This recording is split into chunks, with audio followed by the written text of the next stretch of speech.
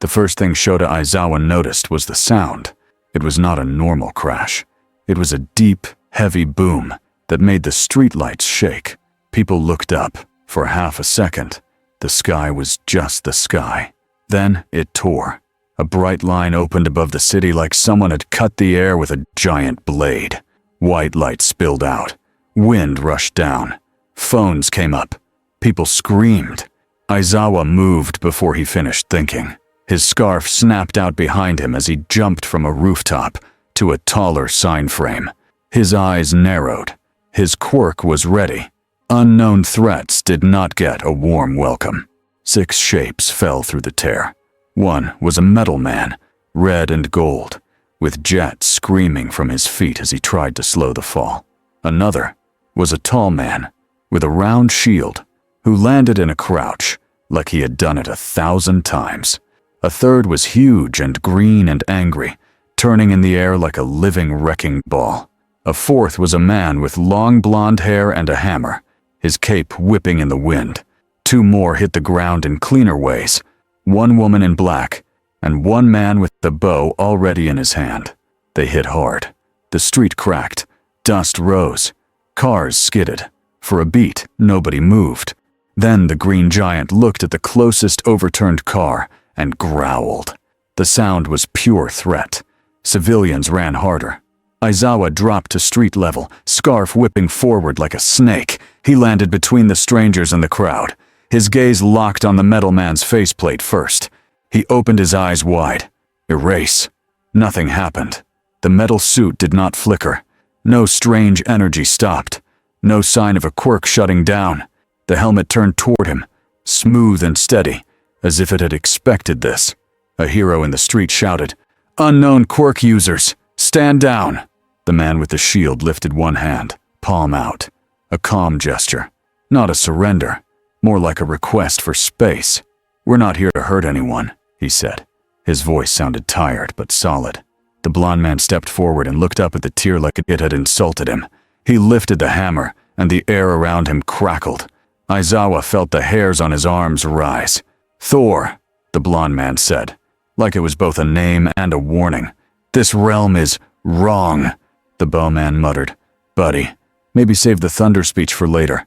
The green giant took another step.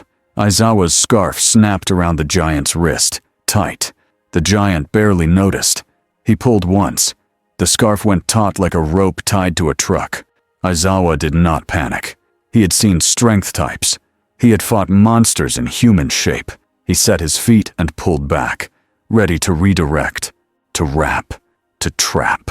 The giant's eyes shifted to him. Something like confusion flashed there. Then the giant's head turned sharply. A city bus, knocked off its line by the shockwave, was sliding sideways toward a group of civilians pinned against a wall. The driver was frozen. The wheels squealed. People could not move fast enough. The giant moved. He did not leap in a clean arc. He simply launched. The ground cratered under his feet. In one blur, he was there. He put both hands under the bus like it was a big box. Metal groaned. Glass rattled. The bus stopped. He held it up, arms shaking, not from strain but from control. His face twisted like he was fighting himself. Then, slowly, carefully, he set it down. The civilians fell back, staring. A child started crying. A man whispered, That's not possible." Aizawa's scarf loosened without him meaning to. His eyes stayed locked, but his brain took the new data in fast. The giant was dangerous, but he had chosen rescue first. The metal man's voice came from the helmet, calm and sharp. "Hey, we just saved your bus. Can we talk before someone starts a war?" Aizawa did not answer yet. Above them, the tear in the sky pulsed again. It was still open. The light inside it shifted, like something was moving behind a curtain. Aizawa's throat went dry. He looked up. Something else was trying to come through. Toshinori Yagi arrived with a smile that was meant to calm the city. It did not calm him. Even in his big hero form, he felt it the moment he saw the strangers. Not a quirk sense, not danger sense. Something older and simpler. These were heavyweights. He landed on a rooftop edge with a clean stance, cape fluttering, and looked down at the scene. Aizawa was in front, eyes red from focus. Police were forming lines. Pro-heroes were spreading out, ready to shield civilians and trap targets. Cameras were everywhere. The metal man hovered 2 feet above the road, jets steady, palms open. The shield man stood slightly in front of the others, not in an attacking pose, but in a protective one. The woman in black had already taken a position that gave her sight lines. The archer had his bow lowered, but not put away, and the blonde man was staring at the sky, tear with the face of someone who had fought storms and gods, and did not fear either. All Might dropped from the roof to the street with a heavy step. The dust swirled around his boots. "I am here," he called, voice booming. It was the line the public needed. It was the line that told criminals to stop and told civilians to breathe. The strangers turned. The shield man's eyes widened for a second. Not fear, respect, like he understood symbols, like he knew what it cost to be one.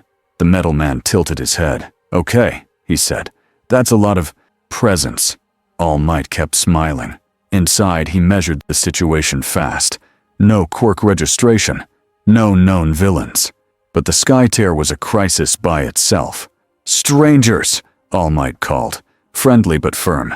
"You are in Japan, in a hero society. I must ask you to identify yourselves and explain your actions." The metal man made a small sound, almost like a laugh. "Sure, small problem. We didn't choose to land here." Aizawa cut in, voice flat. "What are you?" The woman in black looked at Aizawa's scarf and eyes and said, "Careful. That stare you're doing? It's not working on us." Aizawa's eyes narrowed more. "I noticed." The shield man stepped forward again, slow. "We're heroes," he said. "Or, we try to be." The word hero hung in the air. In this world, it meant licenses, rules, agencies, ratings, and lawsuits. It also meant saving lives. All Might looked at the bus still shaking from being set down. He looked at the civilians it would have crushed. He chose his next words carefully. "Then we will talk," All Might said. "But not here. The public is at risk, and that tear in the sky is still active." The blonde man lifted his hammer slightly. Lightning crawled along its head like living wire.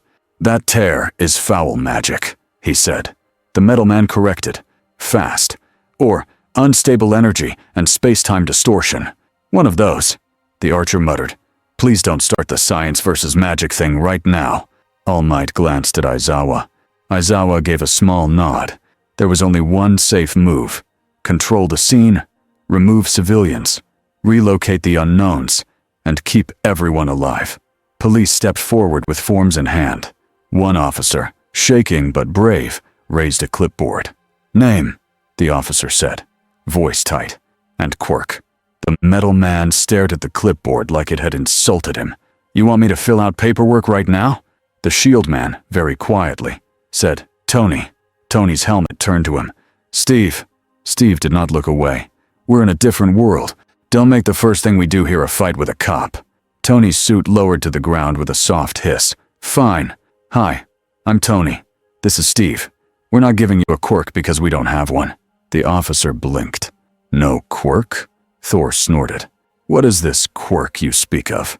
Hawkeye said, "It's like powers, but with paperwork." Natasha's mouth twitched. Not quite a smile. "Of course it has paperwork." All Might decided. "You will come with us," he said, kind but unmovable, "to a secure place. We will protect you from panic, and protect the public from confusion. If you are heroes, you will understand this." Steve looked at the crowd. He saw fear. He saw kids hiding behind parents. He saw phones pointed like weapons. He nodded once.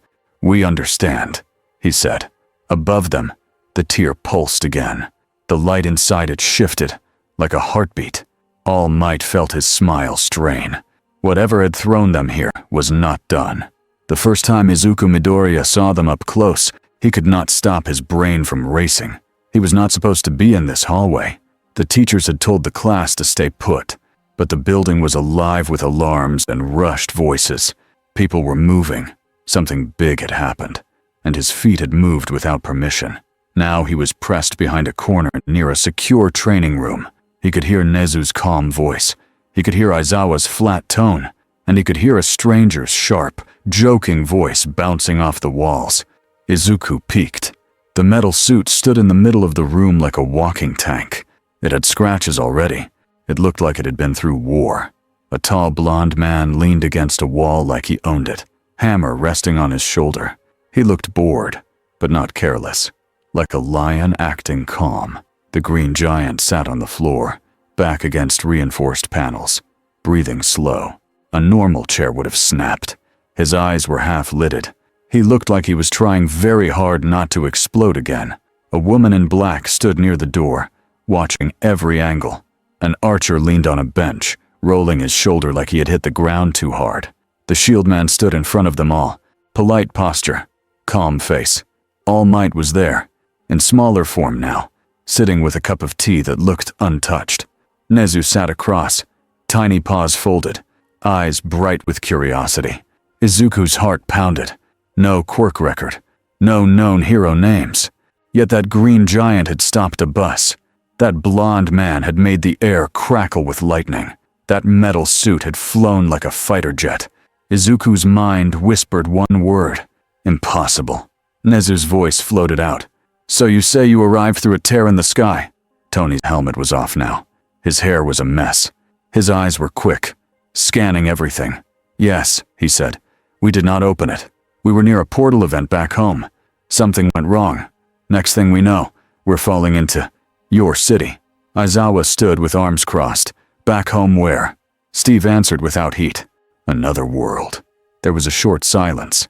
Not disbelief. More like everyone was choosing which part to react to first. All right, Nezu said, as if discussing a math problem. If your claims are true, then you are not registered in our system, because your system is separate. That would explain why erasure did not work. Aizawa's eyes narrowed. It also explains nothing about what they can do. Thor leaned forward slightly. I can do what I can do, he said. Simple and proud. No parchment is needed. Tony pointed at Thor without looking at him, and that attitude is why we get kicked out of places. Thor gave Tony a look like he was deciding if this was an enemy or a fly. Natasha spoke before the room could spark. We are here, she said, steady. We saved people outside. We will keep saving people. We also want to go home, but we will not be prisoners. Her eyes met Aizawa's. It was not a threat. It was a boundary. Aizawa did not blink. You will follow our rules while you are here, he said. Or you will be contained. Tony leaned back like he had heard this speech before. Contained by what? Your scarf? Aizawa's scarf twitched like it had a mind. By planning, Aizawa said. All Might finally spoke, voice soft. Aizawa, he warned, and there was real care in it. We must not turn this into a fight. Steve looked at All Might, then at Nezu. We'll follow reasonable rules, Steve said. We don't want trouble, but we won't abandon people if danger hits. Nezu nodded. A fair starting point. Izuku wanted to take notes so badly it almost hurt. He tried to read their faces like he read hero interviews, but these people were not part of his world. Then the big green man spoke. His voice was deeper than thunder, but calm right now. Banner, he said, tapping his own chest. I'm Banner. Tony rubbed his face. Bruce, please. Bruce Banner blinked. Yes, Bruce. Izuku's eyes widened. The green giant had a name. He was a person. Steve's voice stayed steady. We're a team, he said. We call ourselves. The door opened. A woman in a sharp suit stepped in with 2 guards behind her. Her badge was visible. Her expression was polite in the way that meant it was not polite at all. The Hero Public Safety Commission, she said. We appreciate UA's quick action. All Might's posture tightened. Izuku could see it, even from behind the corner. The commission woman's eyes moved over the strangers like they were weapons on a table. Her gaze lingered on Tony's suit, on Thor's hammer, on Hulk's massive hands. You are unlicensed, she said. You are unidentified. You are a public risk. Tony opened his mouth, ready to go sharp. Steve put one hand out in front of Tony, without even looking back. A small move, but full of meaning. We're willing to cooperate, Steve said, but we're not criminals. The commission woman smiled a little. That is not a legal status, she said. Cooperation is appreciated, but control is required. Nezu's voice was calm. Control often breaks trust. The commission woman's smile did not change. Trust does not stop a city from falling. Aizawa watched her like he watched a suspect. He did not like the way she spoke. He did not like the way she looked at students as background. All Might leaned forward.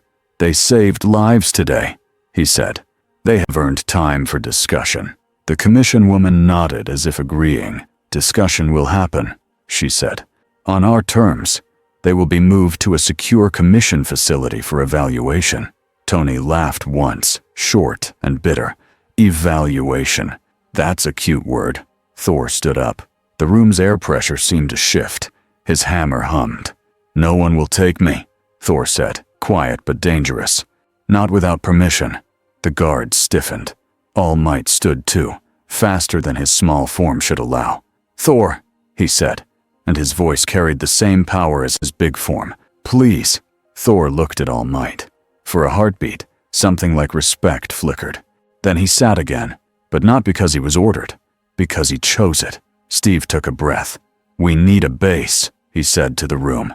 "A place where we can rest, watch the sky tear, and help when needed. We can't do that locked in a lab."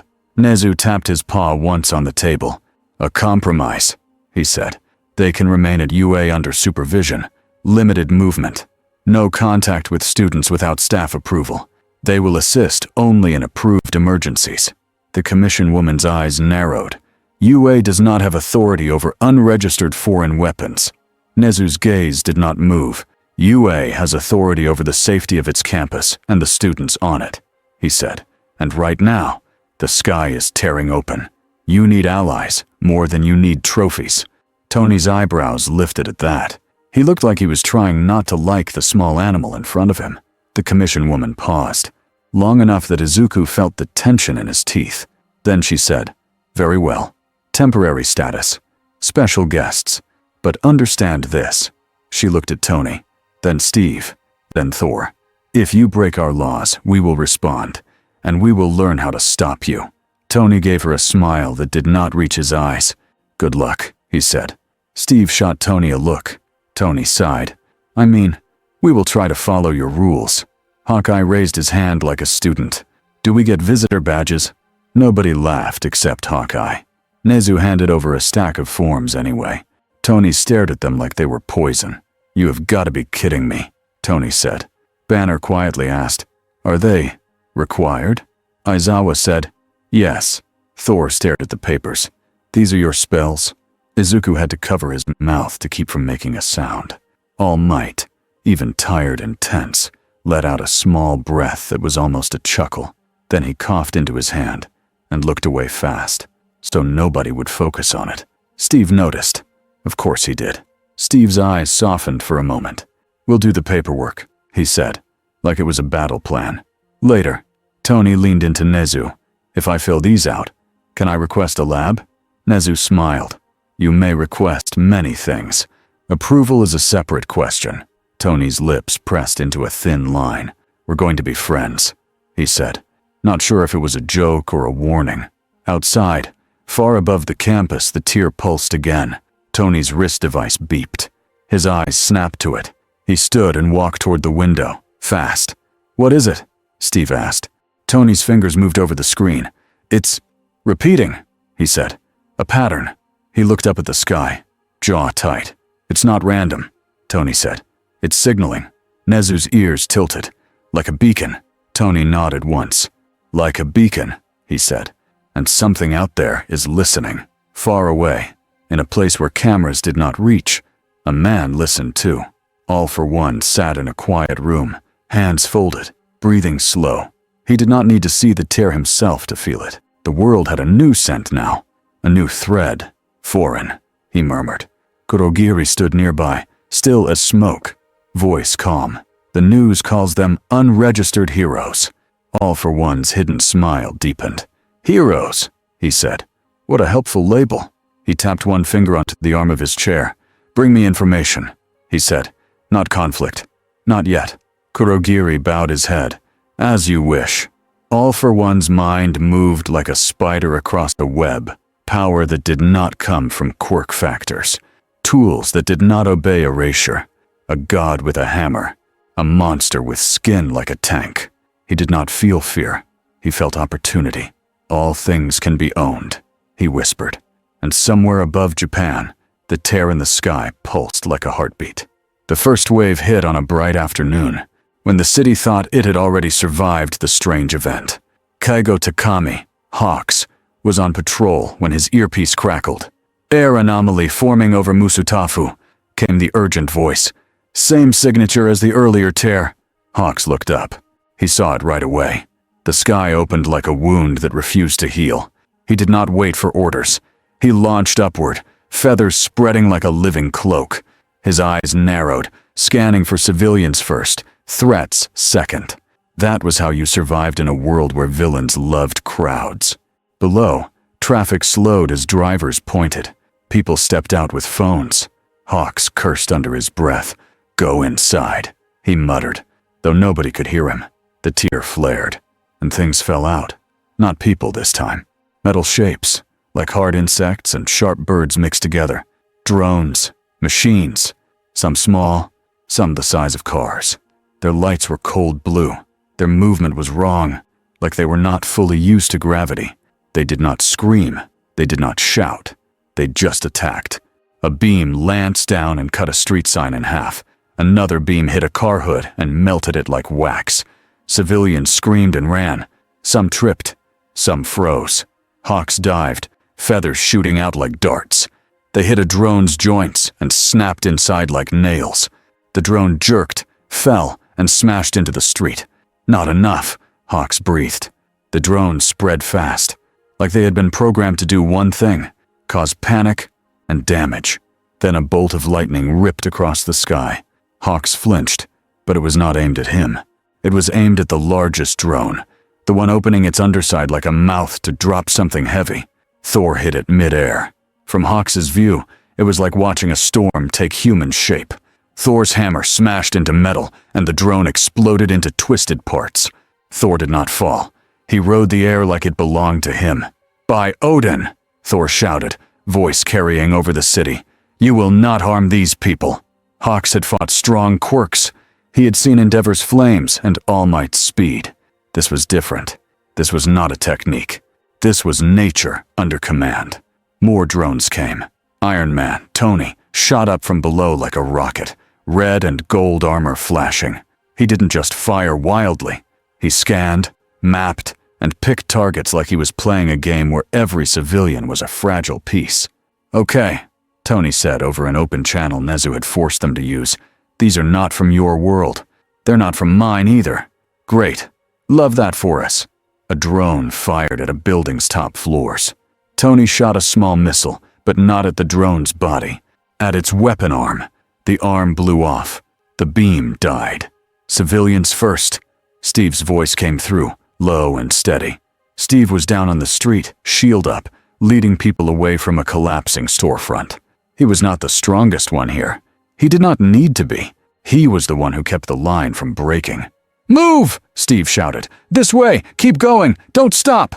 A drone swooped low, trying to cut off the crowd. It fired at the ground in front of Steve, cracking the road. Steve threw his shield. The shield hit the drone's faceplate and bounced off at a sharp angle, slamming into a second drone behind it, then arcing back into Steve's hand like it was tied to him. Hawks blinked. "That's not a quirk either," he muttered. On the far end of the street, the Hulk arrived like a disaster with a purpose. Hulk leaped from block to block, landing with impacts that would have broken normal roads. But he chose open spaces. He chose places with no people. His eyes tracked danger, not targets. A massive drone dropped a heavy pod toward a crowded intersection. Hulk roared and caught it. The pod was bigger than him. It slammed into his arms. He slid back, boots carving trenches in the asphalt. His teeth clenched. Then he stopped it. He threw it upward. Thor's lightning struck the pod mid-air. It exploded into harmless scraps that rained down like broken toys. People on the street looked up, mouths open, not sure if they were watching heroes or monsters. Aizawa arrived with a group of pro-heroes and UA staff. He kept his gaze moving, trying erasure on anything that looked like it might be quirk-based. It did nothing to the drones. That confirmed what Tony had said. Aizawa's stomach tightened. This meant there was no easy off switch. All Might arrived too. Big form, forced and bright. He moved faster than most eyes could follow, smashing drones with clean punches that sent shockwaves into the air. He did not overdo it. Hawks noticed. Aizawa noticed. All Might's movements were still perfect, but there was a small delay after each big hit, like he was counting seconds in his head. Deku was not supposed to be here, but he was, with a small group helping evacuate under supervision. His eyes were wide. He watched Thor call lightning with a hammer and felt his own chest tighten. This is not a quirk, Izuku thought.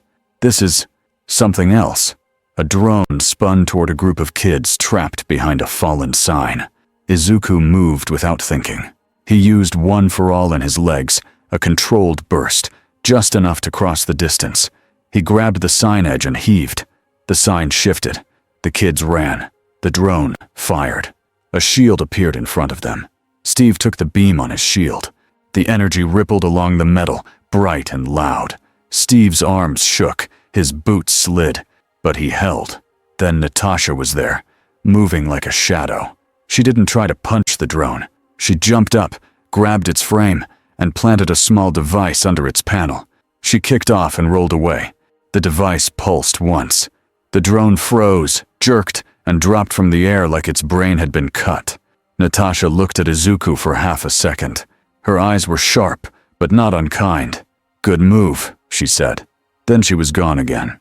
Izuku stood there, breathing hard, heart pounding like a drum. Above them, Tony's voice came through again. "These things are scouting," he said. "They're testing response time. They're mapping your hero system." Aizawa's voice snapped back. "Then we shut it down." "How?" Tony replied, and for once he sounded more serious than sarcastic. "Because the tear is the doorway." Nezu's calm voice cut in over the channel. "We reduce the signal. We reduce the pull." Tony's thrusters flared as he shot toward the tear. "Yeah," he said, "that's what I'm trying to do. But I need time." Thor hovered near him, hammer raised, lightning crawling. "I shall hold them back," Thor said, as if it was simple. Tony glanced at him mid-air. "Try not to fry the entire city," he said. Thor's eyebrows lifted. "Then, perhaps your metal will do the delicate work," he said. Hawkeye was on a rooftop now, firing arrows that exploded into nets, foam, and electrical bursts. He wasn't stopping the biggest drones alone, but he was saving lives. Every disabled drone was one less beam pointed at a crowd. "Anybody else think it's weird," Hawkeye said into the comm, "that none of these things are talking? Not even a villain speech?" Tony replied, "I miss villain speeches." Hawkeye snorted. "Don't lie." A new drone emerged, larger than the others, shaped like a spearhead. It aimed straight for the tear's edge, as if it wanted to widen it. Its body glowed, building charge. Tony's eyes widened. "That one's a key," he said. "If it hits the tear, it may stabilize it in the wrong way." Aizawa shouted, "All Might!" All Might moved. He launched up the side of a building, leaped, and punched the spearhead drone dead center. The drone shattered. Parts spun away. All Might landed hard on a rooftop, shoulders rising and falling. For a second, his smile slipped. Then Hulk jumped up, grabbed the falling pieces, and slammed them into the street where they would not hit anyone. Hawks watched the teamwork. It was messy, but it worked. Not like a hero agency. Not like UA training. More like a battlefield team. This is how they live, Hawks thought. Crisis after crisis. No time for perfect rules. Tony finally reached a position near the tear, close enough that the air around him buzzed. He opened panels on his suit and released small devices that spread out like a net. They formed a loose ring, humming with energy. Nezu's voice came through. "Now!" he said. The devices pulsed. The tear flickered, like a flame struggling in wind. The drones in the air hesitated. Their movements stuttered. Tony's jaw tightened. "Come on," he whispered. "Come on." Thor raised his hammer and sent a wave of lightning through the drone swarm. Not random, controlled. It arced from one machine to the next in a chain, frying them without blasting buildings. They fell like dead birds. The last few drones tried to retreat back into the tear. Hawks shot feathers through their wings. Steve's shield clipped one out of the air. Natasha's device dropped another. They did not let the machines escape easily. Then the tear snapped smaller. Not closed, not gone, but smaller, quieter. The street below was a mess. Smoke, broken glass, people crying, heroes shouting orders, sirens, the smell of burned metal. For one heartbeat, it looked like they had won. That was when Aizawa's eyes caught movement at the edge of the chaos. A patch of fog. Too neat. Too calm. Kurogiri. He stayed half-hidden behind a broken billboard, watching, not fighting, waiting for one thing. A small piece of shattered drone skittered across the ground, still glowing faintly. Tony's dampener had not killed all the energy inside it.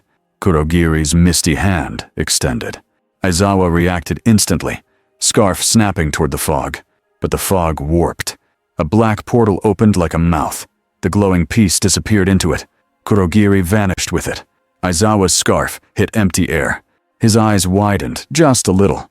He had seen villains steal quirk samples. He had seen them steal weapons. But this was different. This was a key to the sky. Tony landed hard on a rooftop edge, breathing heavier than he wanted to admit. He scanned the air again, fast. "Did anyone see that?" he demanded. Aizawa's voice was flat, but the anger underneath was real. "Yes," he said. "A warp user stole a piece." Tony's face went tight. "Then we have a problem," he said. Steve climbed up beside him, shield strapped, sweat on his brow. He looked down at the street, at the civilians being helped. "How bad?" Steve asked. Tony did not look away from the sky. "If someone smart learns how that piece talks to the tear," he said, "they can call more things through. Or hold it open. Or worse." Thor landed with a heavy thud, cape snapping. "Then we shall find the thief," he said. Simple as a promise. Natasha came up behind them, quiet. "We will," she said. "But first, we see who is celebrating." Hawks landed too, wings folding. He looked at Tony, Steve, Thor, then at the ruined street. His voice was light, but his eyes were sharp. "You guys bring trouble," he said. Tony gave him a tired look. "We also brought a solution," he said. Below, news cameras zoomed in on the strangers. Reporters shouted questions that had no good answers. "Are you villains? Are you heroes? What are your quirks? What are your names?" A police officer pushed through with a clipboard again, like the world was still normal. "Excuse me," the officer called, voice shaking. "We still need you to—" Tony turned, looked at the clipboard, and let out a long, dramatic sigh. Steve gave the officer a gentle nod. "We'll do it," he said. Tony muttered, "This universe is going to kill me with forms." In the distance, far away where nobody was looking, a man smiled behind a mask and held a glowing piece of foreign metal like it was a winning card. And above Japan, the tear in the sky pulsed again. Smaller now, but steady, like something patient, like something waiting. The next morning, the city tried to pretend it was normal. Sirens still echoed in the distance. Glass still crunched under shoes. People still stared up at the sky, even when there was nothing to see but clouds. On every screen, the same videos looped. A man in red and gold armor flying like a missile. A blonde man calling lightning with a hammer. A green giant catching a falling pod like it was a heavy box. A tall man with a shield walking people to safety with calm commands.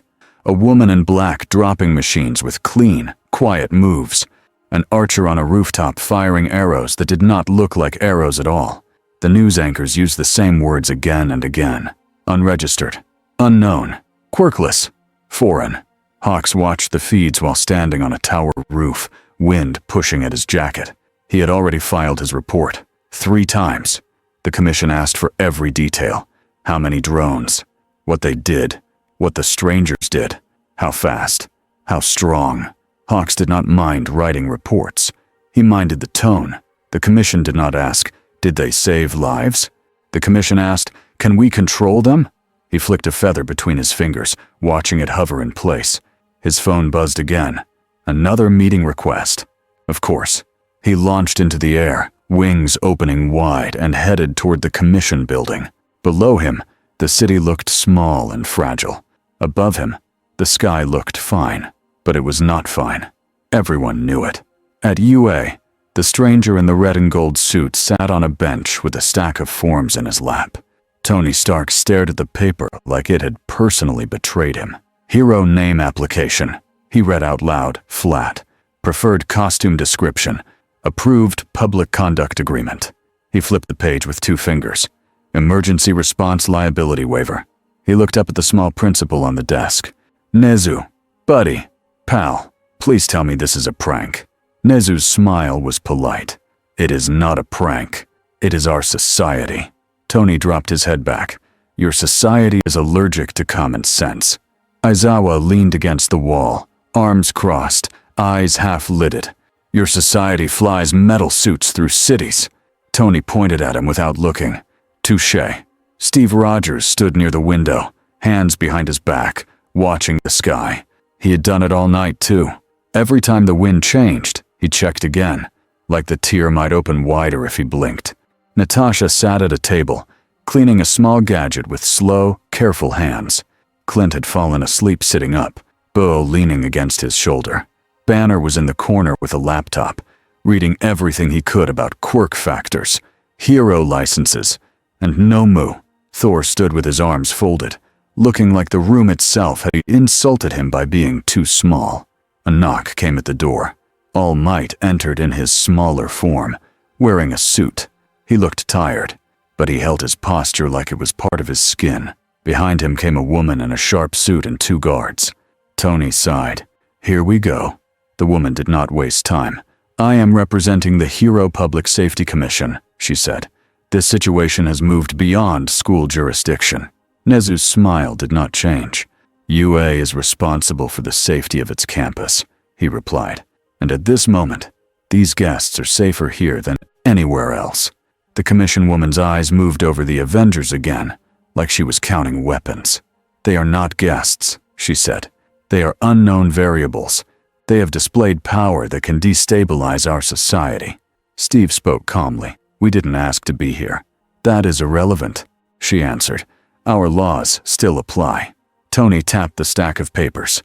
I am literally holding your laws in my hands. The commission woman ignored him.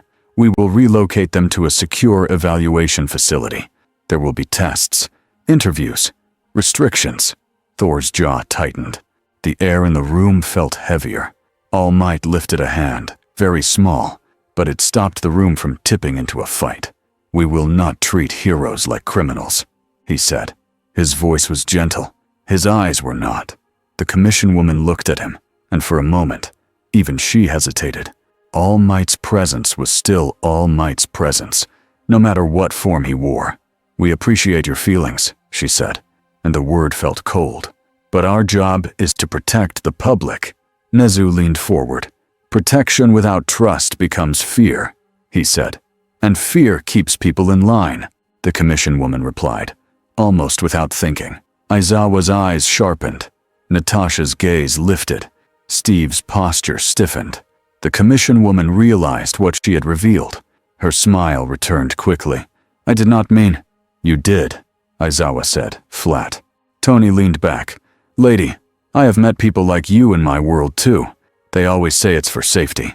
Then they build cages. The guards shifted their weight. Their hands moved closer to weapons.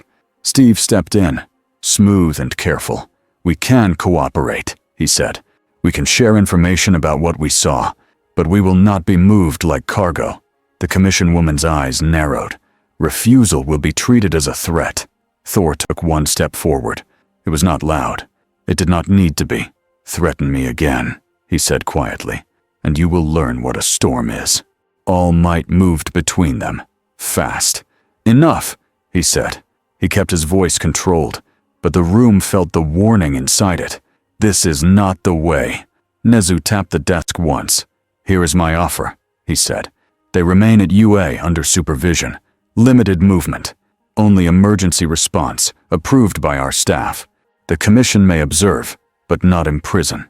The commission woman stared at Nezu for a long moment. Then she nodded once. Temporary, she said. And understand this. We will create contingencies. Aizawa did not react, but inside, He agreed with one part of that. Contingencies were not evil by themselves. Plans were safety. The question was, who held the leash, and why? The commission woman turned to leave. At the doorway, she paused. "There will be a press briefing today," she said. "You will not speak without approval." Tony spread his hands. "I'll try not to destroy your media system with my opinions." She left. The room exhaled, like it had been holding its breath. Clint woke up and blinked. "Did we win?" Tony pointed at the stack of forms. "No." The press briefing was a controlled storm. Cameras, lights, polished words, and smiling faces that did not match the fear behind them. Hawks sat in the back, hood up, listening. The commission woman stood at the podium. Behind her, a large screen showed an image of the tear in the sky. It looked smaller than yesterday, but it did not look gone. "We have contained the immediate threat," she said. "Our heroes acted swiftly. Public safety remains our top priority." A reporter shouted, "What about the foreign heroes?" Another shouted, "Are they aliens?" Another, "Do they have quirks?" A fourth, "Why were they allowed near civilians?" The commission woman lifted a hand. "They are currently under supervision," she said. "They are cooperating. They will not operate freely." Hawks could hear what she did not say. Not yet. A reporter leaned forward. "Do you know their names?" The commission woman hesitated, just for a fraction of a second. "We are verifying identities," she said. "Nothing is confirmed." Hawks glanced at his phone. The commission had ordered silence, but it was already too late. Names were spreading online anyway. Someone had caught audio. Someone had lip-read. Someone had posted. Tony, Steve, Thor, Banner. Hawks sighed. "Internet is faster than you," he muttered. Across the city, on a different channel, a debate show had already started. A panelist shouted, "Unlicensed heroes are criminals." Another shouted back, "They saved lives." A third said, "This proves hero society is broken. If they have no quirks, then what are we even measuring?" A fourth smiled and said, "What if they join a villain group? Who stops them?" Hawks turned the volume down. He didn't like guessing games about disasters. He liked facts. And the biggest fact was this. Someone had stolen a glowing piece of foreign machine during the fight. Hawks had not forgotten that. Neither had Aizawa. Neither had Tony. Later, when the campus was quieter, Steve found All Might alone in a hallway near an old training room. All Might's shoulders were slightly slumped. His tie was neat. His smile was gone. Steve did not push. He simply stood beside him, both of them looking at a framed photo on the wall. A class photo. Young heroes. Bright faces. "You carry a lot," Steve said finally. All Might let out a small breath. "So do you," he answered. Steve glanced at him. "You're a symbol," he said. "I can tell." All Might's eyes narrowed slightly, like he was surprised Steve had said it without being told. "In my world," All Might said softly, "symbols matter. They keep people from falling into fear." "In my world," Steve replied, "we learned that symbols can also be used to control people. Sometimes they help. Sometimes they hide problems." All Might's fingers tightened around the folder in his hand. "We have problems," he admitted. "We have villains. We have corruption. We have pain. But we also have structure." Steve nodded. "Structure is good," he said, "until it becomes more important than people." All Might's smile twitched, like it wanted to return, but couldn't find the strength.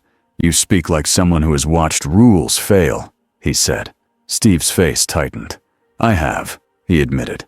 All Might looked at him carefully. "You are not from here," he said. "Yet you speak like you understand what it means to be watched." Steve's voice was low. "We've been watched our whole lives," he said. "Sometimes by enemies, sometimes by allies, sometimes by people who think they know what's best." All Might's breathing changed. A faint cough pressed at his throat. He turned his face away, trying to hide it. Steve noticed anyway.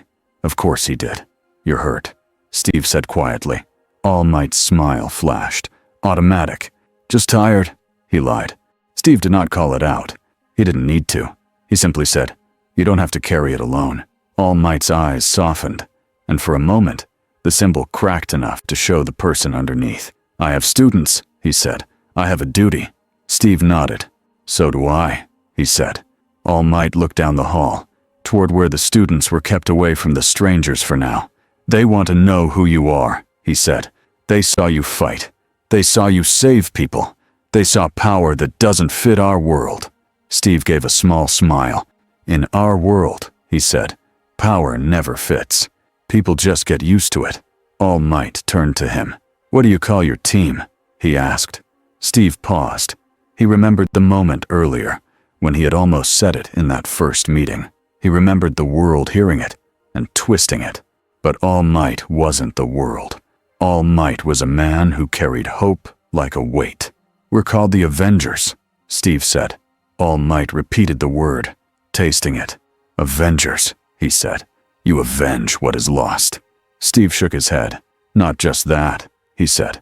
It started with a purpose, but it became a family, a team that shows up when nobody else can. All Might's smile came back, small and real. Then perhaps, he said, we understand each other more than we expected. Steve looked up at the ceiling, as if he could see the tear through it. I just hope we don't bring your world down with us, he said. All Might's smile faded again. That is what I fear, he admitted. Steve met his eyes. Then we stop it together, Steve said. All Might nodded once. Together, he agreed. And for the first time since the sky tore open, the idea felt possible. Aizawa found Natasha in a quiet training room later that night. She wasn't sleeping. Aizawa hadn't expected her to. People like her didn't sleep deeply in strange places. People like him didn't either. Natasha was sitting on the floor with her back to the wall, boots off, socks silent on the mat. She looked relaxed. She was not relaxed. Aizawa sat across from her, still in his capture gear. His eyes were half-lidded, but his focus was sharp. You're good, he said. Natasha looked up, calm. So are you, she replied. Aizawa didn't respond to compliments. He didn't trust them. My quirk doesn't work on you, he said. Natasha's face didn't change. We noticed, she said. Aizawa's scarf shifted slightly, like it agreed with his frustration. That makes you a problem, he said. Natasha nodded once. That makes us different, she corrected. Aizawa studied her for a moment. Different is still dangerous, he said. Natasha leaned her head back against the wall. I've been dangerous since I was a kid, she said. So have you. Aizawa's eyes narrowed. You don't know me, he said. Natasha's mouth twitched. You wear a tired face and keep everyone at a distance, she said. You plan for the worst because you've seen the worst. You care about your students more than you care about your reputation. That's enough to start. Aizawa didn't like how accurate that was. He didn't show it. My job is to stop threats, he said. Natasha's gaze stayed steady. My job used to be to create them, she said. Now it's to stop them too. Aizawa's voice stayed flat. Then prove it, he said. Natasha didn't get offended. She simply asked, how? Aizawa's eyes flicked toward the window. We both know someone stole that glowing piece, he said. I saw the warp fog. Tony saw the energy change. Hawk saw movement on the edge. The commission is pretending it didn't happen. Natasha's face tightened slightly. Because it makes them look weak, she said. Because it makes them scared, Aizawa corrected. Natasha nodded. Same difference, she said. Aizawa leaned forward a little. If your team is here, he said, then it will draw bigger threats. You know that. Natasha didn't deny it. Yes, she said. We're used to it. Aizawa's voice went lower. Boredom, he said, like it was a warning. Natasha's eyes sharpened. What? Aizawa looked at her directly. Power doesn't just change villains, he said. It changes heroes too. When nothing can stop you, you start looking for reasons to use strength. Or you start thinking you deserve to decide everything. Natasha's expression went quiet. You think we'll become tyrants, she said. I think anyone can, Aizawa said, including my own heroes. Natasha's voice stayed calm, but there was steel under it. Then watch us, she said. Plan for us. If it helps you sleep, but don't treat us like we're already guilty. Aizawa held her gaze. He didn't flinch. I don't trust you, he said. Natasha nodded once. That's fine, she replied. Trust is earned. Aizawa's scarf settled. Good, he said. Then earn it. Natasha's eyes flicked to the door. And you, she said, try not to let your leaders turn this into a cage. Cages make people bite. Aizawa didn't respond, but he heard her. Tony didn't meet Redestro in a restaurant. Redestro wasn't stupid. He met him in a clean office on the top floor of a corporate building, with wide windows and a view that made you feel small. The kind of place where people believed they owned the world because they could see it. The meeting was private, which meant it had cameras and guards in places you couldn't spot unless you were used to being hunted. Tony was used to it. He walked in wearing a simple jacket over a basic suit underlayer. He had no helmet on, no weapons visible. He did have small tech hidden anyway, because of course he did. Redestro stood from behind a desk and offered a hand. He smiled like a friend. Tony Stark, Redestro said. An honor. Tony shook his hand. Nice windows, Tony replied. Very villain vibe. Redestro's smile stayed. I am not a villain, he said. I am a businessman. Tony walked past the desk without waiting to be invited and looked out at the city. Same thing sometimes, Tony said. Redestro let it slide. I represent a movement, he said. A desire for freedom. Tony turned around. Freedom from what? He asked. Redestro's eyes brightened. From control, he said. From a society where the state decides how power is used, where heroes are licensed like products, where people are judged by quirk strength. Tony's mouth twitched. You're not wrong about the product part, he said, thinking about the hero name form still sitting at UA. Redestro leaned in slightly. Your power is not a quirk, he said. That alone breaks their system. Tony held his gaze. So you called me here to say you like my style, Tony said. I called you here to offer protection, Redestro replied smoothly. A place to build, a lab, materials, legal shelter, no commission strings. Tony laughed once. Short. Ah, he said. There it is. Redestro spread his hands. You are a genius, he said. You do not belong in a cage. You should not be forced into their paperwork and their limits. Tony's face didn't change much, but his eyes cooled. If you're offering me freedom, Tony said, what do you want in return? Redestro smiled wider. Partnership, he said. A future where your technology and our society evolve together. Tony nodded slowly, like he was thinking it over. Then he asked, how did your people get footage of my suit internals from yesterday? The air in the room changed. Redestro's smile faltered for half a second. I don't know what you mean, he said. Tony tilted his head. I mean, I watched a clip online this morning, Tony said. It zoomed right into a panel that was only open for 3 seconds. That kind of capture isn't from a random phone. Redestro held his gaze. The public is curious, he said. Tony took one step closer, voice calm and sharp. I have done deals with kings, he said. I have done deals with spies. I have done deals with people who smile while stealing. You're in that category. Redestro's smile returned. Slower now. All business involves leverage, he said. Tony shrugged. And all bad deals start with flattery, he said. Redestro's eyes hardened slightly. You will not last under the commission, he said. They will cut you open with laws. Tony tapped the side of his head. Laws don't cut through me, he said. But I'll tell you what does. People using fear to control others. Redestro's voice softened again, smooth as oil. Fear is a tool, he said. Tony's eyes flashed. Fear is a warning sign, he snapped. Then he took a breath and forced himself back into calm. You can keep your offer, he said. I'm not joining your club. Redestro watched him, still smiling, but now there was a colder edge. Then you will miss a chance, he said. Tony turned toward the door. I've missed chances before, he said, but I've never missed a trap when it's this obvious. As he left, he felt the weight of cameras following him. He did not look back. Outside, he let out a long breath. Okay, he muttered. So the suit thieves have a corporate wing too. His wrist device buzzed with a message from Nezu. Any useful data? Tony typed back. Yes. Redestro is smiling too hard. That means he's hiding knives. He paused, then added, also, your forms are still evil. All for One listened to the news with mild interest. He sat in a quiet room where no cameras existed. Around him, machines hummed softly. On a table lay the stolen drone piece, still faintly glowing, kept stable by careful tools. Kurogiri stood nearby. Shigaraki paced in the corner, hands twitching.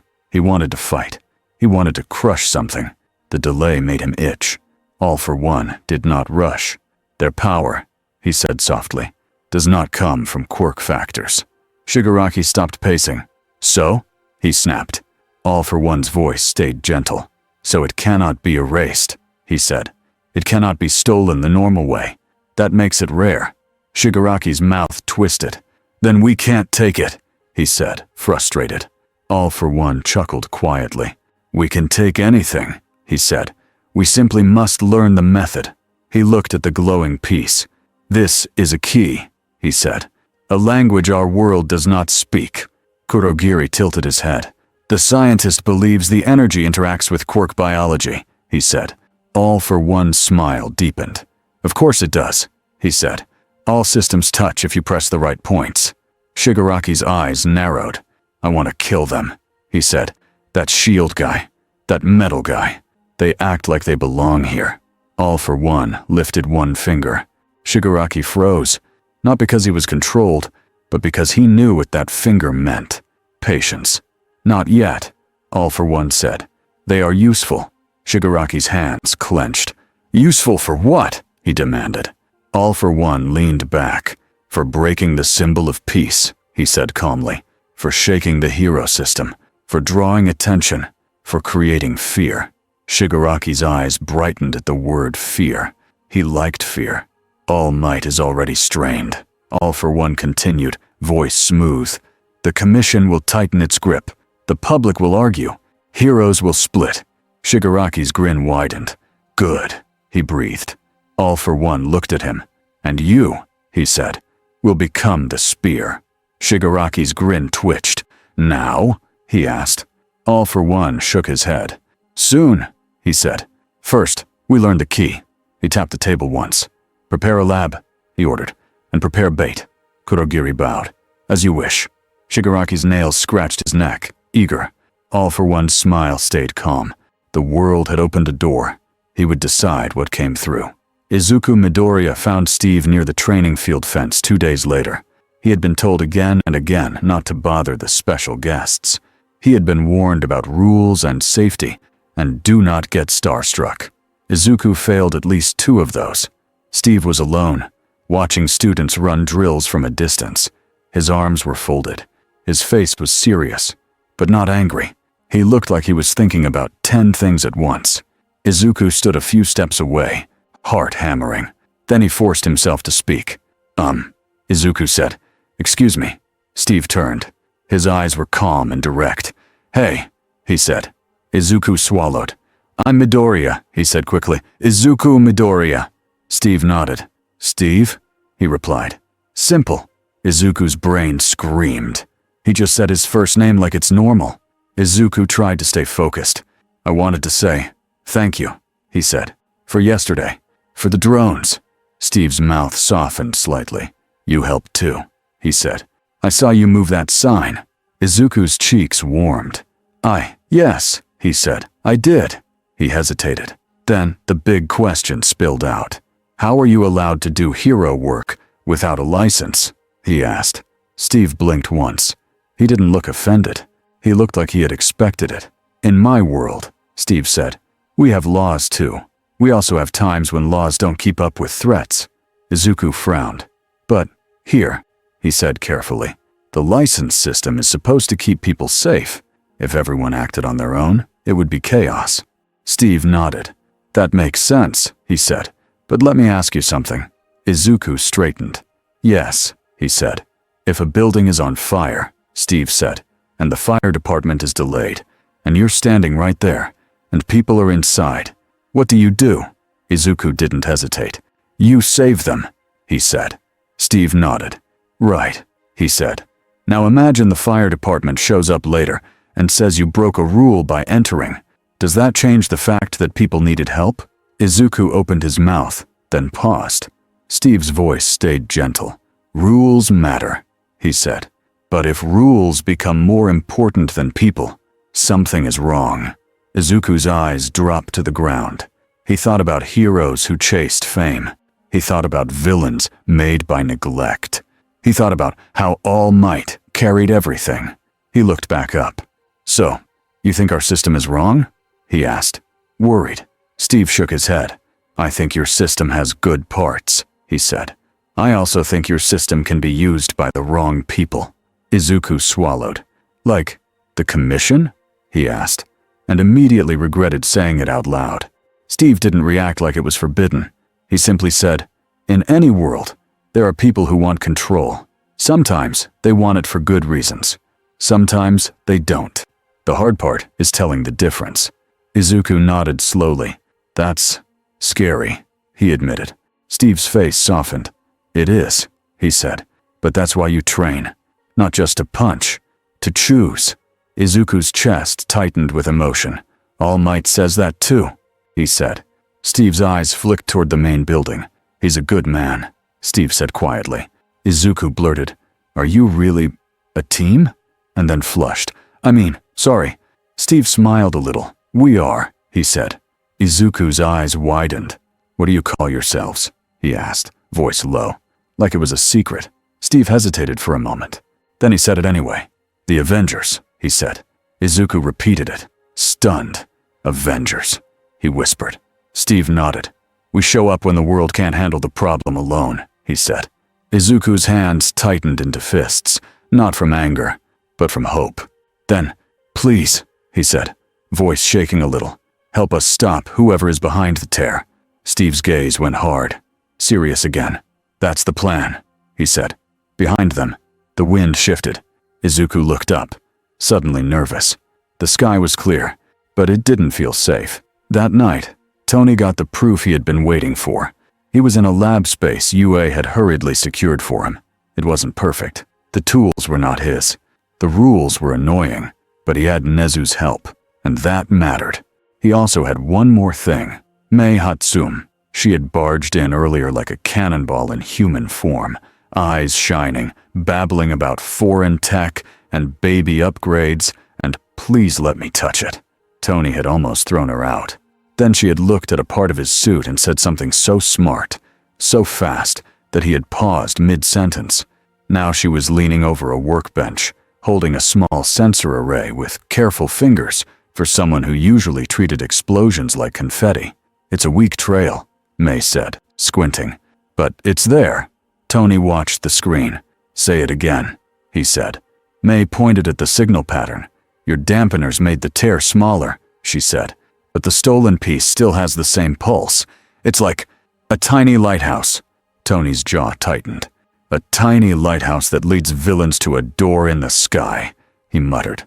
Nezu sat on a stool, paws folded. "So we can track it," Nezu said. "If it moves." Tony nodded. "If it moves," he agreed. "And if it gets used, it'll spike." Mei bounced slightly on her heels. "So we build a tracker net," she said.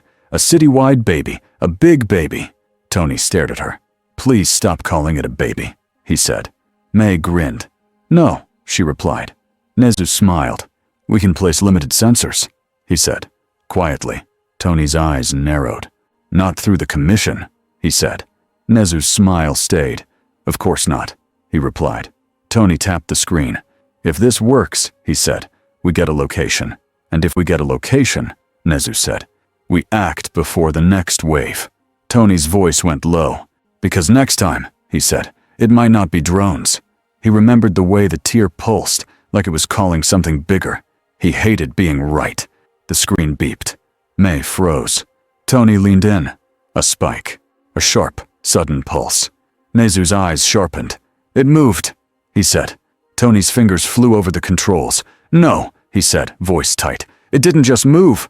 He watched the waveform rise again. "It activated," Tony said. Mei whispered, "Like someone just turned it on." Tony's stomach dropped. He looked at Nezu. "They're using it," he said. Nezu nodded once. "Then we find them," he said. Tony's jaw clenched. "Quietly," he added. Nezu's smile was small and dangerous now. "Quietly," he agreed. In the hallway outside the lab, Aizawa passed by and felt the shift. He didn't know the details yet, but he knew one thing. The next move would not be in front of cameras. It would be in the dark. By the end of the week, UA had a new routine that nobody had voted for. The Avengers were not students. They were not staff. They were not prisoners.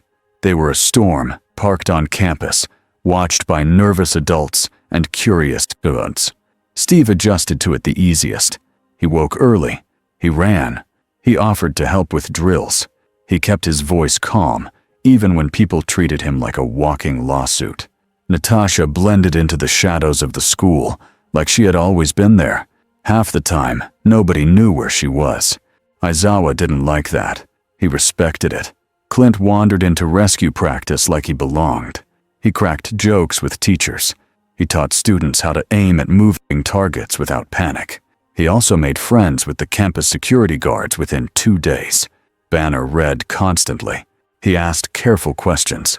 He refused to treat anyone like a lab rat. Recovery Girl respected that, even if she didn't trust him yet. Thor hated the waiting. He stared at the sky at night like it owed him answers. And Tony? Tony fought the true enemy. Paperwork. Hero name. Tony muttered one morning, holding a pen like it was a weapon. Fine. Put me down as Iron Man. A staff member blinked. That sounds very direct, she said. Tony smiled. That's the point, he replied. Thor leaned over his shoulder and frowned at his own form. They ask for my hero name, he said, offended. Tony didn't look up. Put Thor, he said. Thor's eyes narrowed. That is my name, he said. It is already heroic. Tony shrugged. Congratulations, he said. You win paperwork. Thor grunted and walked away like he had defeated an enemy. Steve tried not to smile. He failed. The first real lead came from Hawks. Not from the commission. Not from a press report. Not from a hero hotline. From the street. Hawks met Natasha on a quiet rooftop at dusk. The city below glowed orange in the setting sun. Traffic moved like slow lines. Somewhere far away, a siren wailed. Natasha arrived without sound. Hawks pretended he didn't notice how impressive that was. I've got something, Hawks said, handing her a small data chip. Natasha took it. What is it? She asked. Black market chatter, Hawks said. People whisper about a glowing engine part. They say a company buyer is paying a lot for it. Natasha's eyes sharpened. Which company? She asked. Hawks shrugged. Not officially, he said, but the names that keep circling are Detnerit suppliers. Natasha's jaw tightened. Ray Distro, she said. Hawks nodded. He's clean on paper, he said. That's why the commission hates hearing his name. Natasha looked at the chip. How sure are you? She asked. Hawks's smile was light, but his eyes were serious. I'm sure enough to risk you being mad at me, he said. Natasha's mouth twitched. Good answer, she said. Hawks lifted a brow. So what now? He asked. Natasha looked out at the city. Now we tell the one person who will never stop building, she said. Tony, Hawks guessed. Natasha nodded. And the one person who never stops planning, she added. Aizawa, Hawks said. Natasha's eyes flicked toward UA's direction. And the one who never stops holding a line, she finished. Hawks smiled slightly. Steve, he said. Natasha pocketed the chip. Let's move, she said. Hawks spread his wings. Try to keep up, he teased. Natasha didn't answer. She just vanished off the roof first. Hawks blinked. Okay, he muttered. Rude. Then he followed. They didn't storm Detnerat like a superhero movie. They couldn't. Detnerat had legal walls, cameras, guards with licenses, public relations teams, the kind of power that didn't need a quirk, so the plan had to be smaller, sharper. Tony, Nezu, and May finished a tracker design that could find the stolen energy pulse without broadcasting it to the whole world. It was messy. It was rushed. It was brilliant anyway. Aizawa set rules like he always did. Simple and strict. No students. Minimal force unless needed. Rescue first. Proof second. And if the commission tried to interfere, they would inform them after the fact. Steve agreed with the rescue part. He did not love the secrecy, but he understood it. He had seen what happened when governments wanted to own heroes. Banner had one request. No experiments on people, he said firmly. Not even villains. Tony glanced at him. I don't do human testing, Tony replied. Banner didn't relax. Good, he said. Then say it out loud when it matters. Thor didn't care about legal walls. He cared about threats. If we find the thief, he said, I will take the key back. Aizawa stared at him. No, he said flatly. Thor frowned. No, he repeated. Aizawa didn't blink. No uncontrolled lightning strikes in a city, he said. You will follow the plan. Thor looked like he wanted to argue. Then Steve stepped in. He's right, Steve said. We don't win by smashing the wrong target. Thor's jaw tightened. Then he nodded once, stiff and annoyed. Very well, Thor said. But if they endanger innocents, we stop them. Steve finished. Thor's eyes flicked to Steve. Respect again. Short. Real. Clint rolled his shoulder. So, he said, we're doing a stealth raid on a shady lab linked to a legal company, while the government thinks we're on campus filling out forms. Tony pointed at him. That's the best sentence you've said all week, he said. Clint grinned. Thanks, he replied. I'm growing. Natasha didn't smile. She checked her gear. We move at midnight, she said. Hawks nodded.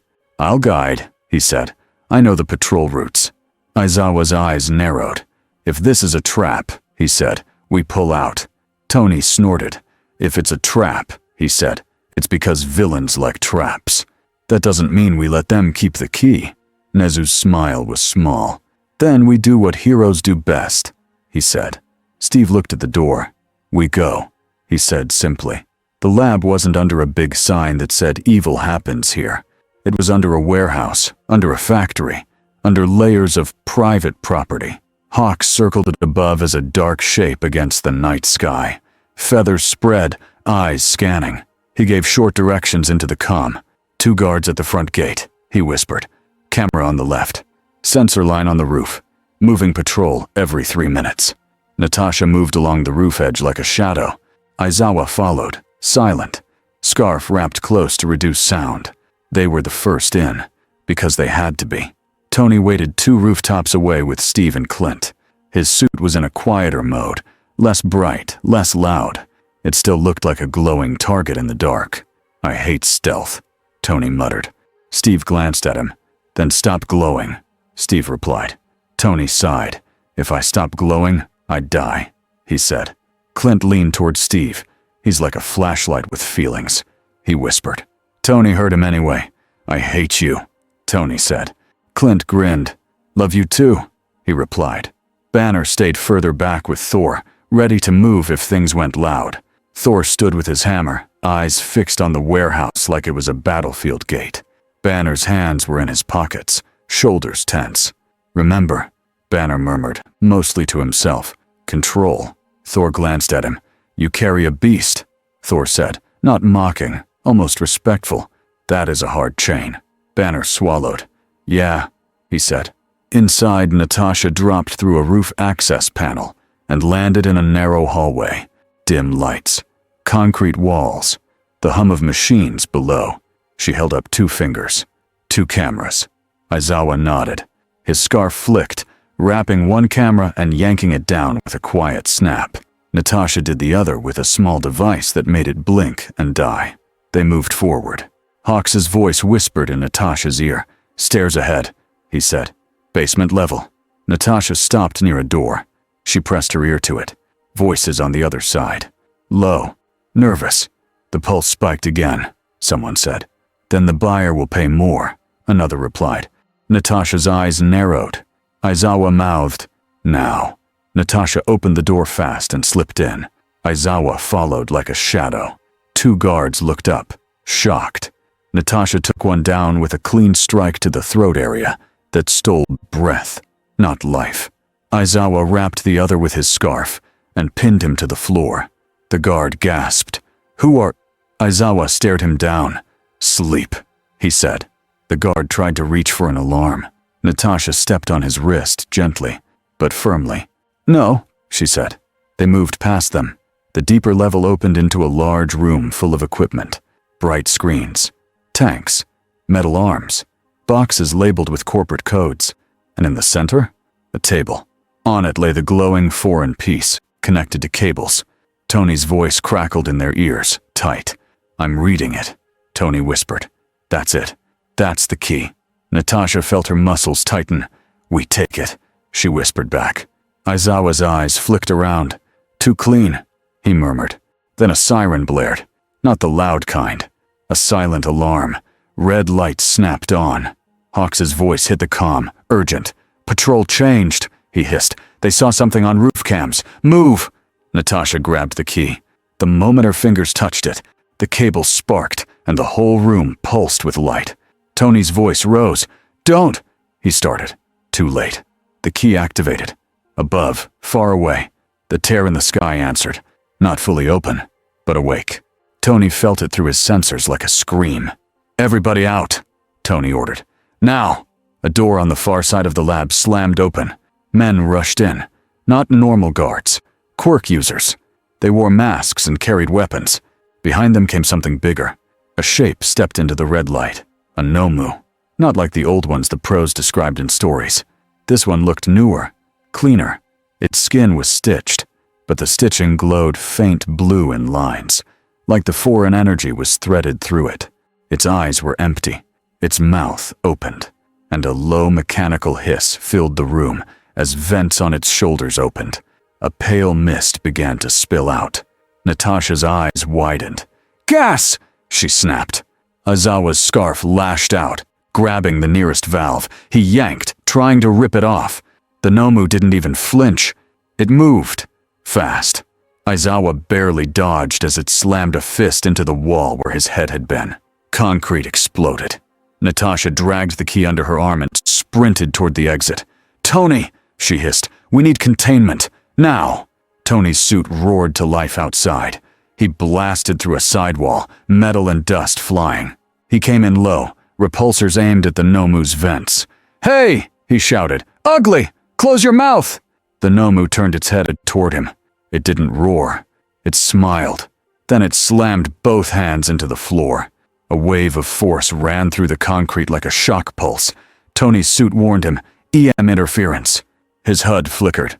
"Of course," Tony snarled. "Anti-tech." The lab lights stuttered. Several screens went dead. Tony's suit dipped as some systems lagged. He forced it into manual control, gritting his teeth. "Old school," he muttered. "Fine." Steve and Clint burst in from the far hallway, following the sound. Steve took one look at the mist spreading and shouted, "Masks on! Civilians!" Clint scanned and spotted workers in lab coats huddled behind a steel barrier, eyes wide.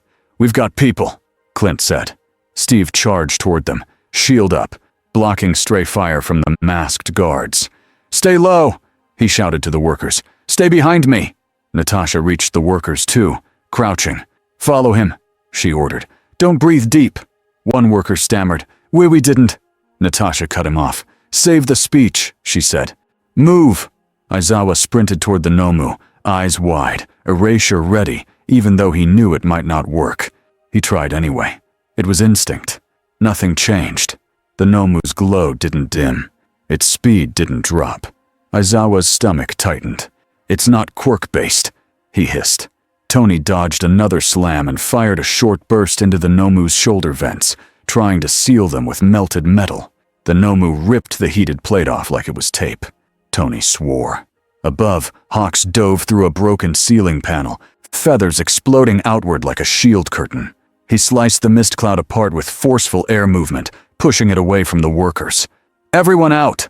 Hawk shouted. "Now!" The guards fired at Hawks. His feathers shifted, blocking shots, then snapping forward like knives to disarm weapons. He didn't kill. He didn't need to. Clint ran beside the workers, guiding them like a shepherd with a bow. "Keep moving," he said. "I promise this is not a normal night at work." One worker cried, "What is that thing?" Clint glanced back at the glowing Nomu and the metal man fighting it. "Bad management," he said. Steve covered the retreat, shield raised, taking the hits that would have torn through people. His arms shook, not because he was weak, because he was holding a line against an entire room. Natasha stayed near Aizawa for 1 second. "You okay?" she asked. Aizawa didn't answer with words. He nodded once, eyes sharp. Scarf already moving again. Tony's suit flickered harder. A warning flashed. Systems failing. Tony's jaw clenched. "May!" he snapped into calm. "Tell me you built that backup module!" May's voice crackled, excited even now. "I did! It's a baby!" she yelled. Tony nearly screamed. "Stop calling it, just send the signal." A small device on Tony's belt pinged. His suit stabilized slightly. Not perfect, but enough. "Thank you," Tony muttered, then shouted to Steve, "Get everyone out. I'll keep it busy." Steve's voice was firm. "Don't be alone in there," he warned. Tony fired another blast. "Too late," he yelled. Then the wall behind Tony exploded inward. Hulk entered. Not as Banner. Hulk! He came in with a roar that shook the lab. His eyes locked on the Nomu and the spreading mist. Hulk didn't think in plans. He thought in danger. The Nomu swung at him. Hulk caught the fist. The impact cracked the floor. Machines toppled. For a moment, the two monsters were locked, arms shaking, each pushing. Then Hulk grinned. He pushed back harder. The Nomu slid across the floor, carving a trench. Tony's breath left him in a rush. "Okay," he panted. "That helps." Thor appeared at the broken wall behind Hulk, stepping through dust like a king walking into a fight. Lightning crawled over his hammer. He looked at the glowing Nomu and the foreign cables, and his face hardened. "This is an insult," Thor said. He lifted Mjolnir. Aizawa snapped. "No lightning inside." Thor's eyes flashed. He lowered the hammer slightly. Then he did something smarter than people expected from him. He slammed the hammer down near the lab's ceiling supports, not striking the Nomu, but sending a controlled shock through the metal beams. Sparks flew. The lab's ventilation fans jolted on from the electrical surge. The fans sucked mist upward, pulling it away from the worker's path. Hawks stared for half a second. "He can do that?" he muttered. Tony barked a laugh. "He can do anything," he said. "It's annoying." Hulk grabbed the Nomu by the shoulder and slammed it into a thick support pillar. The pillar cracked. Banner's voice, faint and far back in Hulk's mind, screamed, "Not the supports!" Hulk didn't care. The ceiling groaned. Steve heard it and spun. "Hulk!" he shouted. "Not the building!" Hulk roared back, angry, confused. But he saw the workers running. He saw the ceiling starting to fall. Hulk's rage shifted direction. He jumped upward, caught the ceiling slab with both hands and held it. Concrete rained around him. Steel bars bent. Hulk's arms shook. Tony stared. Even he felt a chill. Hulk was holding a ceiling. Not because he had to win, because people were under it. Steve used the moment to push the last workers through the hallway. "Go!" he shouted. "Go!" Natasha followed. Key secured. Moving fast. Aizawa stayed one breath longer, eyes scanning. He saw it. A small black portal blooming near a side door. Kurogiri. Aizawa's scarf snapped out, trying to catch him. But Kurogiri wasn't reaching for the key this time. He reached for a tablet on a desk. A data drive. A stack of lab notes. He grabbed them and stepped back into the portal. Aizawa's scarf hit the portal edge and sizzled. He yanked it back, teeth clenched. "Kurogiri," he snapped. Kurogiri's voice floated from the darkness, calm as always. "Good evening," he said. Then he vanished. Aizawa's stomach dropped. They were saving people. They were retrieving the key.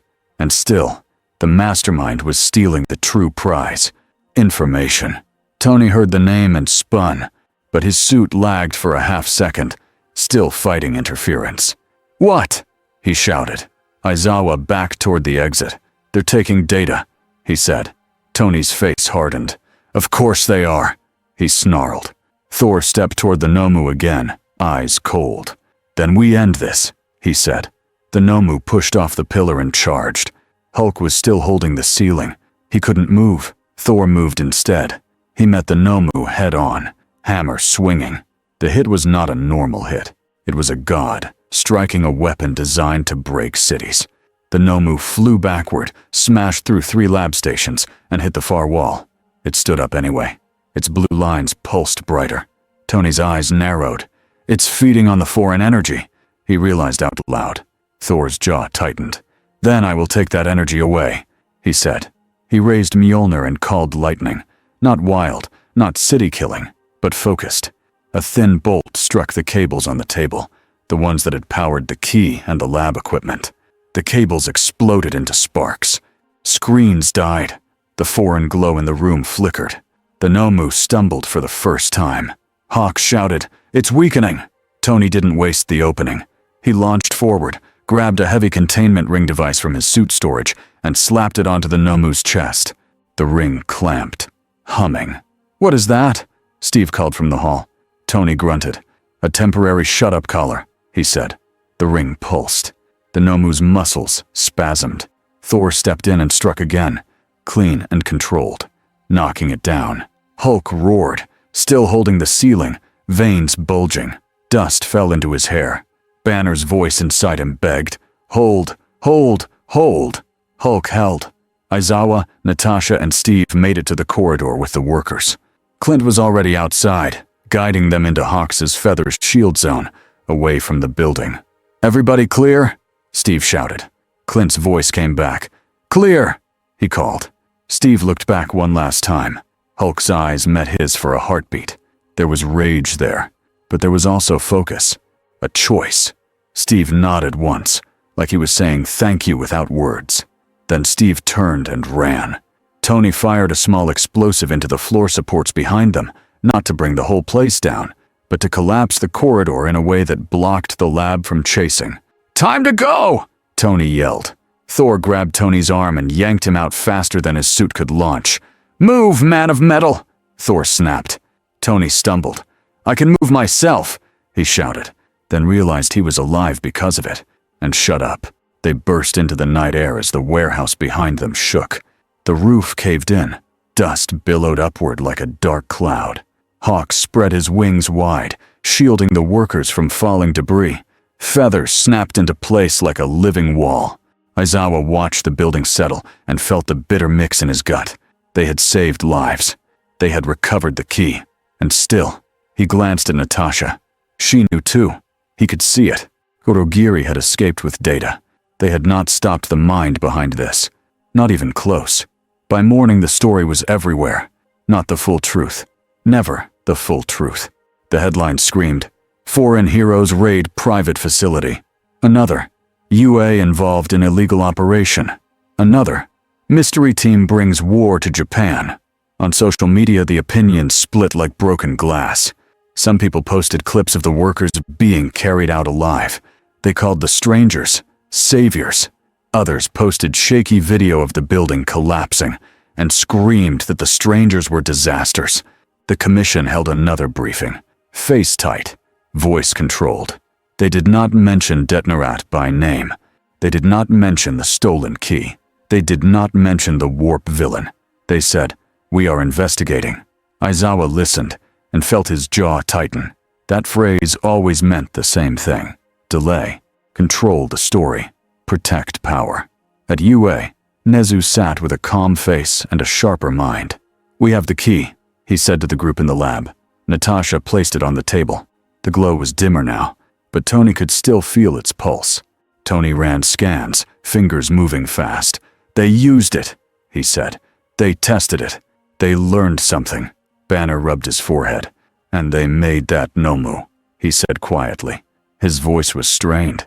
It wasn't just strong. It was designed. Aizawa's eyes narrowed. "Designed to hurt civilians," he said. Steve's face hardened. "Designed to force us into bad choices," he said. Hawks leaned against a wall, wings folded, eyes tired. "And it worked," he said. "We had to hit a private building. Now the public thinks we're the villains." Tony didn't look up. "Public can think whatever it wants," he said. "If that tear opens again, thinking won't matter." Thor stood by the window, staring at the sky like it was an enemy. "The door is still there," he said.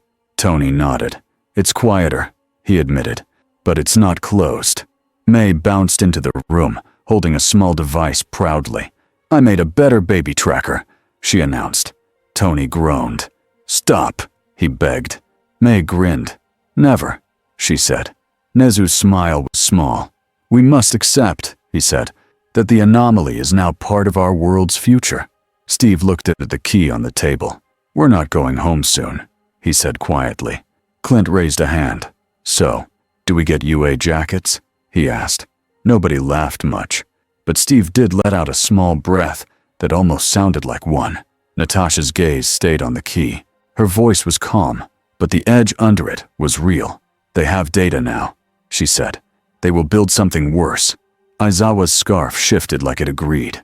Tony's eyes were fixed on the screen, reading patterns and pulses. His face was pale under the lab lights. He didn't say it like a joke this time. They're learning our language, Tony said. He looked up at the group, voice low, and we still don't know what's listening on the other side of that sky. 2 weeks passed, and UA learned what it meant to host a storm. The campus stayed the same on the outside. Students trained, teachers shouted, lunch lines moved, clubs argued about projects. But inside the walls, everything felt tighter. More guards at gates, more cameras, more quiet meetings behind closed doors, more adults saying the word protocol like it was a magic charm. Steve Rogers felt it in the way people looked at them. Not hate, not love, caution. He understood caution. He lived with it. Every morning, Steve ran the track before sunrise. He did it the same way he always had. Steady pace, clear mind, no music, no excuses. Some days, Deku was there too, running hard, trying to match the rhythm. Deku never asked for lessons directly. He just watched. Steve respected that.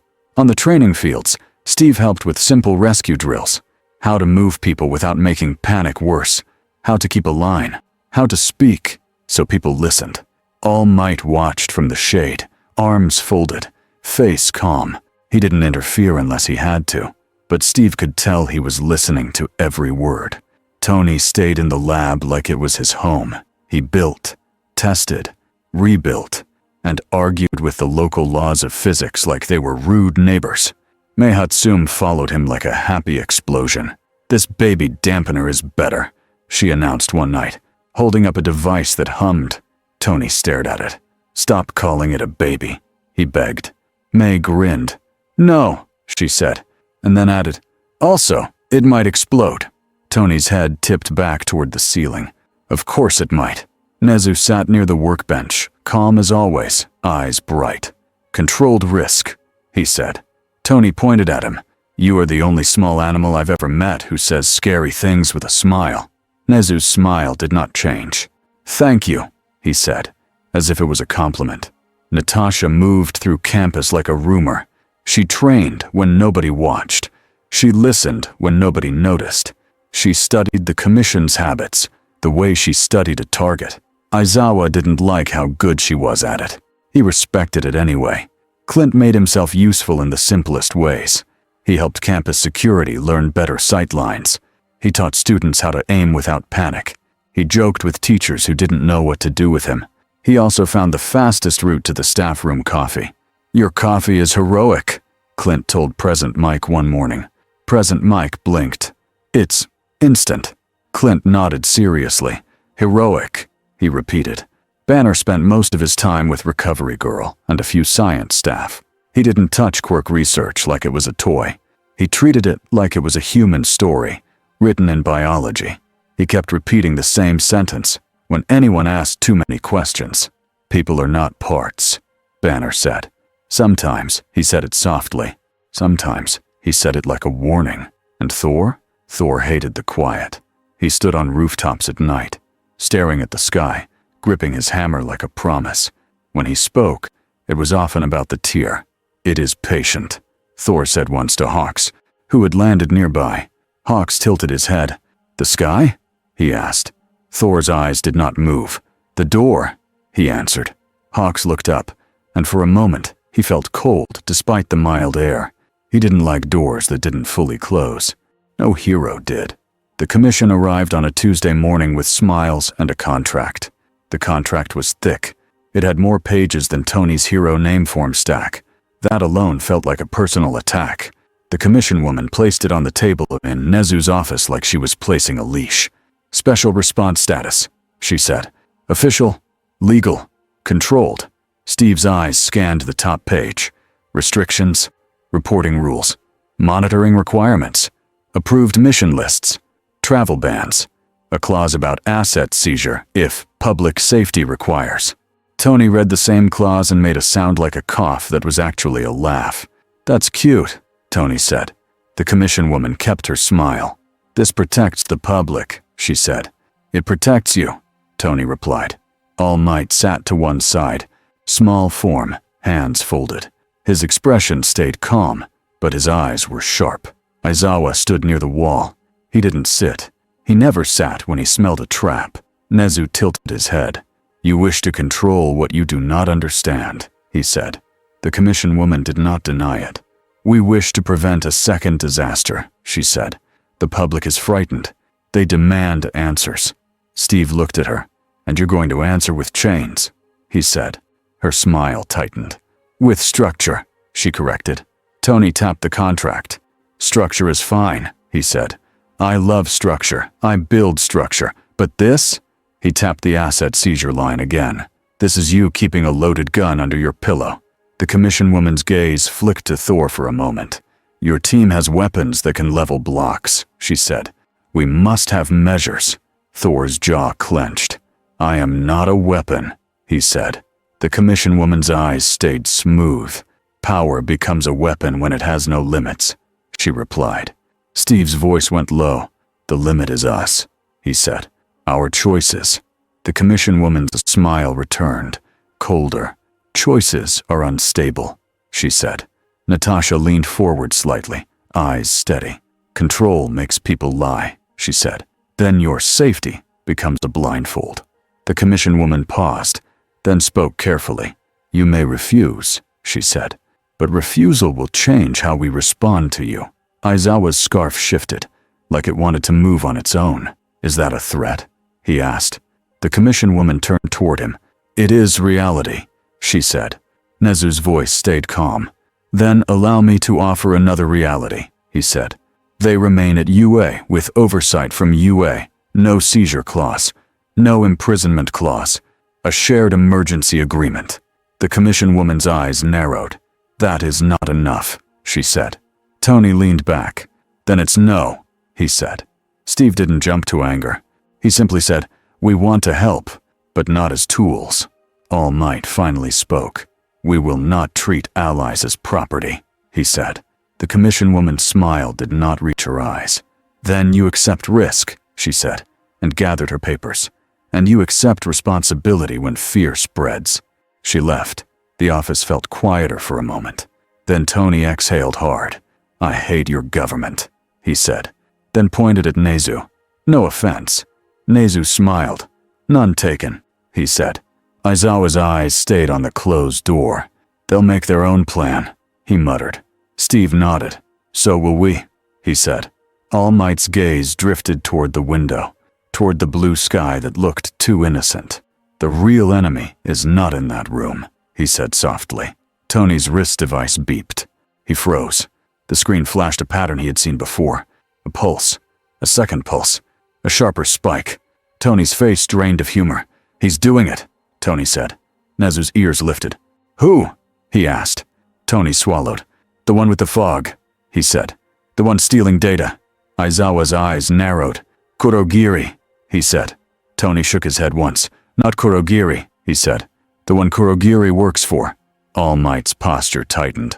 "All for one," he said. Tony nodded, jaw tight. "The key signal just matched the tear's rhythm," he said. "Someone is turning the lock." That same night, Kurogiri arrived where nobody could see him. Not in a crowd. Not in a street fight. Not in a dramatic entrance. Just a small black warp opening inside a quiet storage corridor on UA grounds, where only a few cameras existed, and those cameras blinked off at the exact wrong time. Aizawa was already there. He stood in the corridor like a wall, eyes red from focus, scarf ready. He had placed extra watchers after the lab raid. He had assumed the enemy would test them. He had been right. Kurogiri stepped out, calm as always. "Eraserhead," he said politely. "Good evening." Aizawa's eyes narrowed. "You're bold," he said. Kurogiri bowed his head slightly. "I am careful," he replied. "And I bring a message." Aizawa didn't move. "From who?" he asked, though he already knew. Kurogiri's mist shifted, and a small device floated forward, held by his hand. A simple speaker. Aizawa stared at it. "You can speak," Aizawa said. "Or you can leave." Kurogiri placed the speaker on the floor. "We are not here to fight," he said. "We are here to offer." Aizawa's stomach tightened. Offers from villains were traps with nicer words. From behind Aizawa, Natasha appeared silently. She didn't threaten. She didn't speak. She just watched. Aizawa didn't look back. He knew she was there. Kurogiri tapped the speaker. A voice came out, smooth and calm, like a person reading a bedtime story. "Good evening," the voice said, "to the heroes of this world, and to the visitors." Aizawa's jaw tightened. "All for one," he said. "Correct," All for One replied. "You are quick. I admire that." Natasha's eyes narrowed slightly. All for One continued, warm and polite. "You are hosting guests who do not belong here," he said, "and you are trying to guard a door in the sky." Tony's voice suddenly crackled in Aizawa's earpiece. "I'm listening," Tony whispered. "He's on speaker." Steve's voice joined. "Low. Keep him talking," Steve said. All for One's voice stayed calm. "I can close that door," he said. "I can stabilize it. I can send them home." Aizawa felt anger rise, sharp. "You can't," he said. All for One chuckled softly. "I can," he replied. "I have the data. I have the key. I have the patience." Tony whispered, barely contained fury. "He does not have the key," he hissed. "We took it." All for One's voice continued like he could hear Tony anyway. "Tony Stark," he said, and the way he said the name made the corridor feel colder. Tony went still in his lab across campus. His blood turned to ice. Steve's voice tightened in the calm. "He knows," Steve said. All for One went on. "Steve Rogers," he said. "Bruce Banner, Natasha Romanoff, Clint Barton, Thor Odinson." Thor, standing on a roof, heard his name through the shared comm and gripped Mjolnir harder. "How?" Clint whispered. Natasha's face stayed calm, but her eyes hardened. "Data," she said quietly. "Stolen. Shared." All for One's voice softened. "You see," he said, "I do not need to fight you to understand you." Aizawa's voice was flat. "Get to the point," he said. "The point is simple," All for One replied. "You are all trapped in a conflict you did not choose. Your government fears you. Your heroes fear what you might change. Your villains fear that you will stop them." Aizawa didn't respond. All for One's voice turned warmer, like a friend offering help. "I can make you welcome," he said. "I can offer freedom from their cages." Tony's jaw clenched. "There it is," Tony muttered. All for One continued, targeting each crack with skill. "Tony," he said, "you want to fix problems. I can give you laboratories with no limits. I can give you materials you have never seen. Steve," he said, "you want to protect. I can end the war before it spreads. Bruce," he said, "you want control over the beast inside you. I can give you peace. Thor," he said, "you want purpose. I can give you a battle worthy of you." Natasha's fingers curled slightly, then relaxed. She knew manipulation when she heard it. She also knew it worked best when people were tired. All for One's voice turned quiet. "Meet me," he said. "One location. One conversation. No traps." Aizawa almost laughed. "You don't do no traps," he said. All for One chuckled. "Then assume it is a trap," he said pleasantly. "But still consider the truth. I am the only one here who understands how to close the door." Steve's voice in the comm was steady. "He's lying," he said. Tony swallowed hard. "Or half lying," he replied. "Which is worse?" All for One finished. Voice smooth. "At midnight tomorrow," he said. "An abandoned industrial zone near the bay. Come with your best minds. Bring the key if you have it, or don't. Either way, the door will open wider, and your world will learn what fear truly is." The speaker clicked off. Kurogiri bowed his head again. "Thank you for listening," he said politely. Aizawa's scarf snapped forward. Kurogiri warped away before the scarf could touch him. The corridor went silent again. Aizawa exhaled slowly. "He wants us there," he said. Natasha nodded. "Yes," she replied. "Because he's already doing it." Tony's voice came through, sharper now. "He used my name. Tony said. "We have to assume he has more than data. He has timing." Steve's voice stayed calm. "We don't walk into his plan," Steve said. "We take the place, we take the people, and we take the danger away from civilians." Thor's voice rumbled through the comm. "And if he dares open the door," Thor said, "I will close it with force." Tony swallowed. "Not with force," Tony warned, "with control. If we break it wrong, it gets worse." Thor didn't answer right away. Then he said, stiff but honest, "Then you direct me, man of iron." Tony blinked. He didn't expect that. Steve spoke quietly, like it mattered. "We do this together," Steve said. Aizawa looked down at the spot where the speaker had been. He hated games, but he hated disasters more. "Tomorrow," Aizawa said, and his voice turned into an order. "We end this opening." Midnight came with fog over the bay. The industrial zone was a wide field of old warehouses, cracked roads, rusted cranes, and empty lots. It was far enough from homes that fewer civilians would be nearby. That was why All for One chose it. That was also why Steve chose it as the best bad place to fight. Hawks circled above, feathers spread, eyes scanning for hidden movement. "No civilians," he whispered into the comm. "Just us and whatever's waiting." Aizawa moved with his team through shadows between buildings. Endeavor was there too, flames low but ready, face hard and serious. All Might insisted on coming. He didn't announce it. He didn't ask permission. He simply arrived. His big form stood tall at the edge of a rooftop, cape still, eyes focused. He didn't smile. Deku and a small UA group were not supposed to be there. They were not there. Steve had demanded that much. This was not a lesson for kids. This was a war problem. Tony stood near the center of their group, suit on, hands moving over a device attached to his forearm. Nezu sat in a secured carrier pack on a pro-hero's back, watching like a chess player. May was not there. Tony had locked her out of this mission so hard she had screamed. He couldn't risk her getting hurt. Natasha checked the foreign key inside a shielded case. It pulsed faintly, like it was nervous.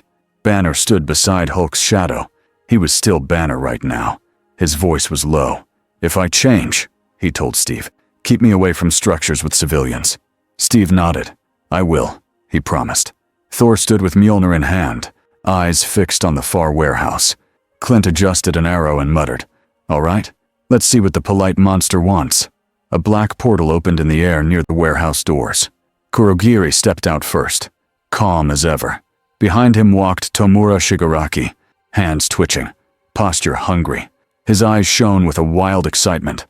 And then, slowly, All for One emerged from shadow like a man walking onto a stage. He did not rush. He did not posture. He simply walked. "Welcome," he said. Steve stepped forward. "Shield ready." "End this," Steve said. All for One's head tilted.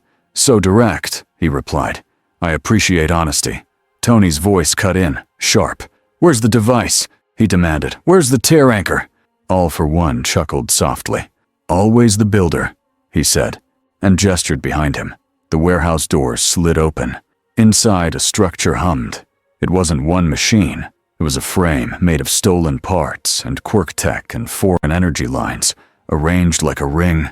Cables ran into the floor. Tanks sat on the sides, filled with a glowing liquid that made Tony's sensors scream warnings. Above the ring, the air bent. The tear in the sky was not visible yet, but the space above it looked wrong, like heat haze, only colder. Nezu's small voice came through the comm, quiet and focused. "He built a stabilizer," Nezu said. Tony's stomach dropped. "He built a bridge," Tony whispered. All for One watched Tony's face and seemed pleased.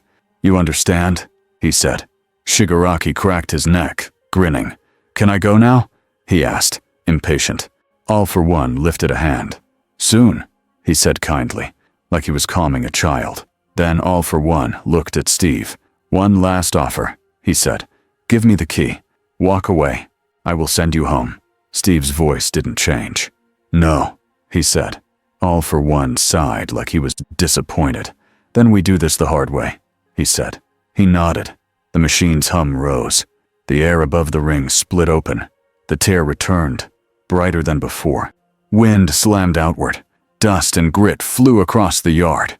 Hawks had to flap hard to hold position. Tony shouted, "Dampeners now!" He tossed small devices into the air. Hawks's feathers caught them and carried them outward in a wide pattern, placing them like a net around the opening.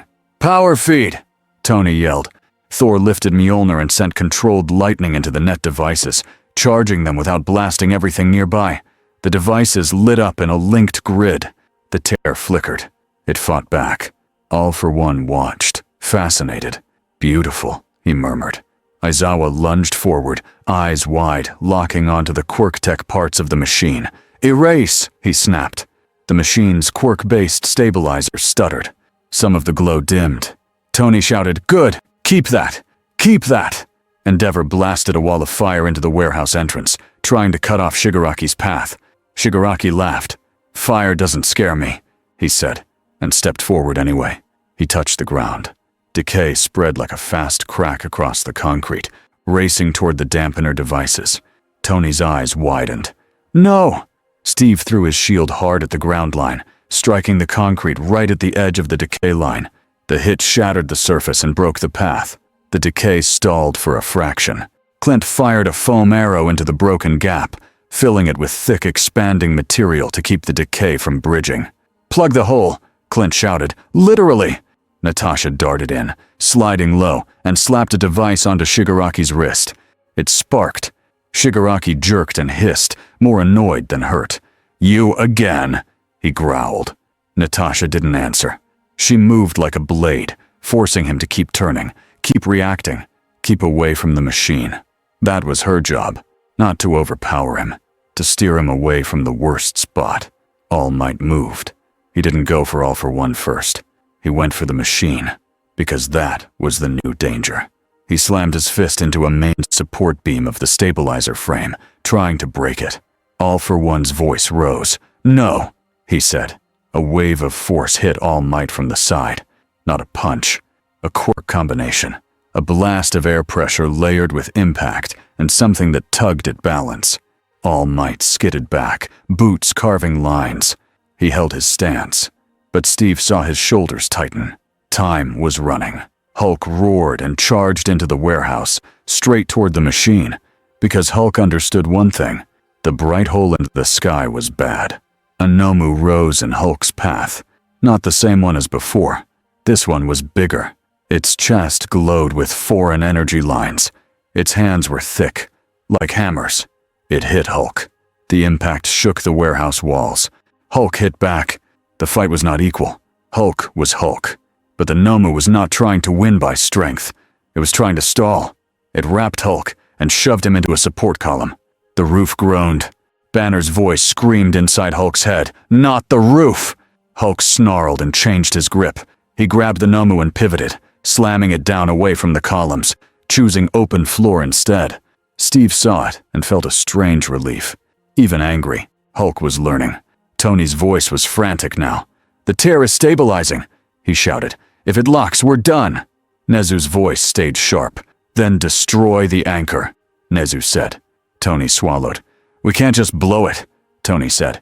"If it snaps wrong, it might rip wider." Thor shouted, "Tell me what to strike." His voice was thunder under control. Tony's eyes flashed across his sensors. He saw the key slot. He saw the quirk-tech stabilizers.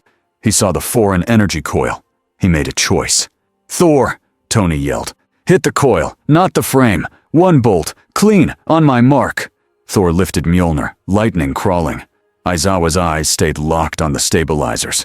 Sweat ran down his face. If he blinked too much, erasure would fail. Steve shouted to Hawks, "Keep the net steady!" Hawks gritted his teeth. Feathers locked onto the dampener devices and held them in place like a living scaffolding. Endeavor fired controlled flames at the machine's outer cables, melting insulation, forcing the power flow to change. All for One laughed softly. "Such cooperation," he said. "It's almost moving." Tony's voice sharpened. "Now!" he yelled. Thor's lightning struck the coil. The coil flared bright, then sputtered, then screamed in Tony's sensors like a dying star. The tear in the sky jerked. For a moment, it widened. Wind slammed outward so hard that Steve had to dig his boots in to not slide. Clint ducked behind a concrete slab. "Tony!" he shouted. "This better be the smart plan." Tony's voice shook. "It is!" he shouted back. The coil burned out. The machine's hum broke. The QuirkTech stabilizers flickered under Aizawa's gaze and died. The tier shuddered like a thing losing its grip. All for One's head tilted. Still calm. "Interesting," he murmured. Then Shigaraki screamed in anger and lunged for the nearest dampener device, hands out, trying to decay the net. Natasha threw herself between him and the device. She took a hit that sent her sliding across the ground. Steve's heart clenched. "Natasha!" he shouted. She rolled, came up on one knee, face tight, eyes sharp. "I'm fine," she snapped. Even if she wasn't. Shigaraki reached again.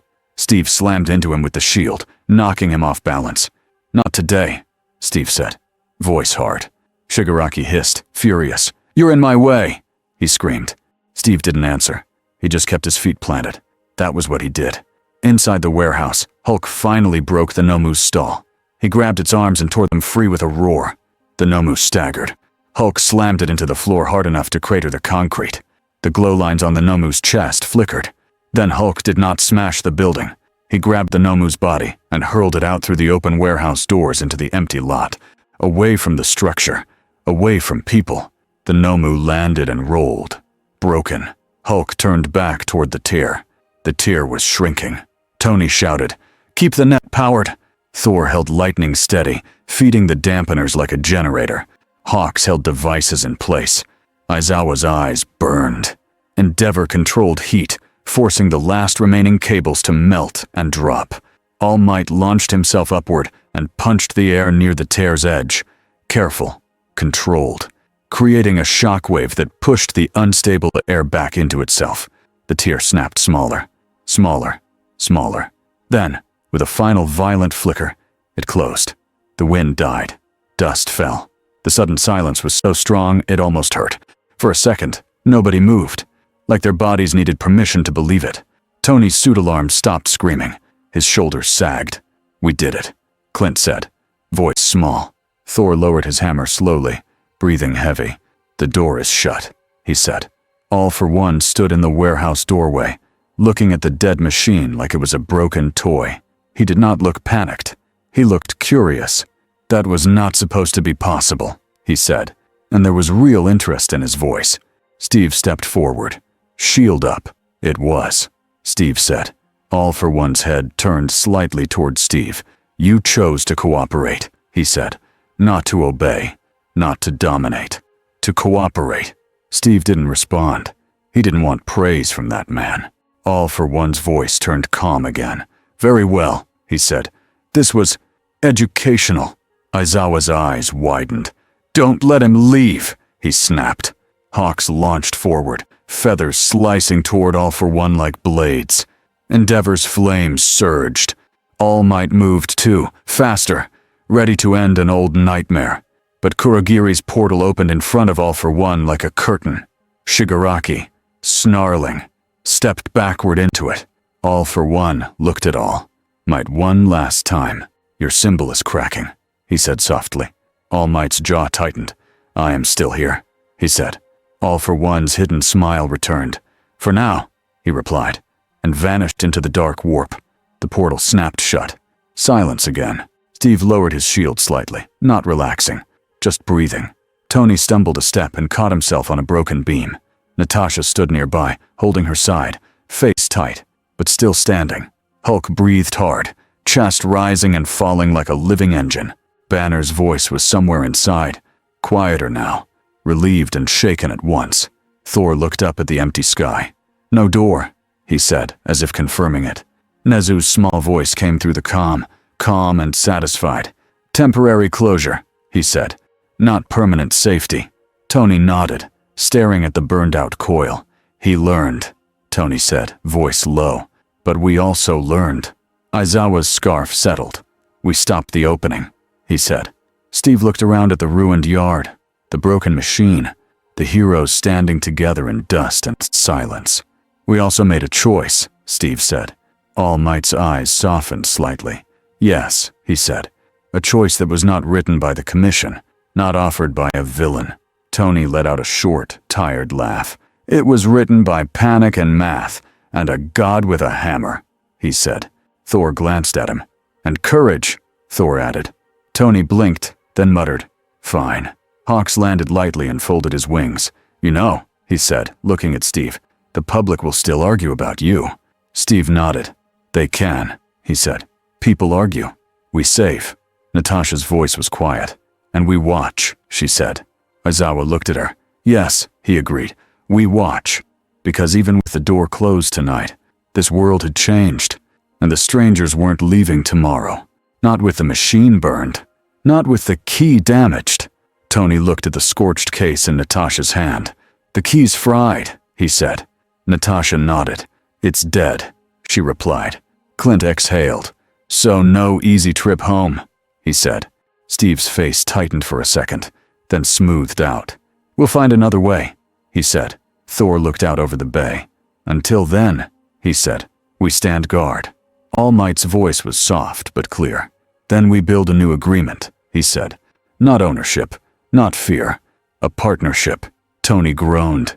Does the partnership come with paperwork? He asked. Aizawa's eyes flicked toward him. Yes, he said. Tony's head tipped back. This universe is cursed, he muttered. And even in the dust and the tension, Clint chuckled. It helped more than anyone wanted to admit. The next week, the sky stayed whole. No tear, no drones, no bright doorway. The city didn't relax fully. It couldn't. People had seen too much. But life moved again, because life always tried. At UA, Steve stood at the edge of a training field while students ran drills. He didn't lead the class. He wasn't a teacher here, but he watched.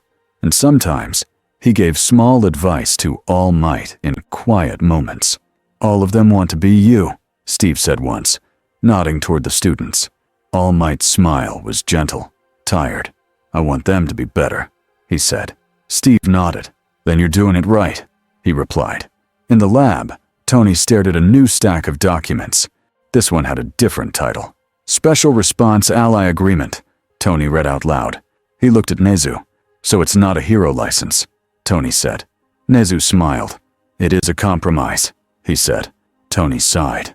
Your world runs on compromises and paper, he said. Nezu tilted his head. Your world runs on ego and metal, he replied. Tony blinked, then laughed. Okay, he admitted. Fair. Natasha sat in the corner, wrapping a bandage under her sleeve where nobody would see. Hawks leaned on the doorway, pretending he wasn't checking if she was okay.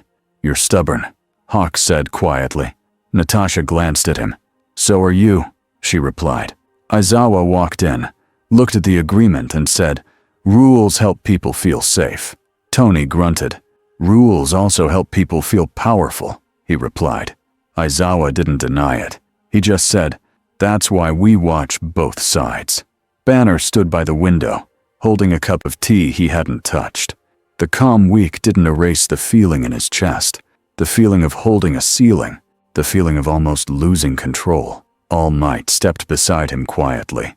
You saved people, All Might said. Banner's voice was low. He did, he replied, meaning Hulk. All Might nodded like he understood. He is part of you, he said, and you are part of him. Banner swallowed. I'm trying to believe that, he admitted. All Might's smile was soft. Keep trying, he said. On a rooftop that night, Thor stood alone, wind pulling at his cape. The stars looked different here.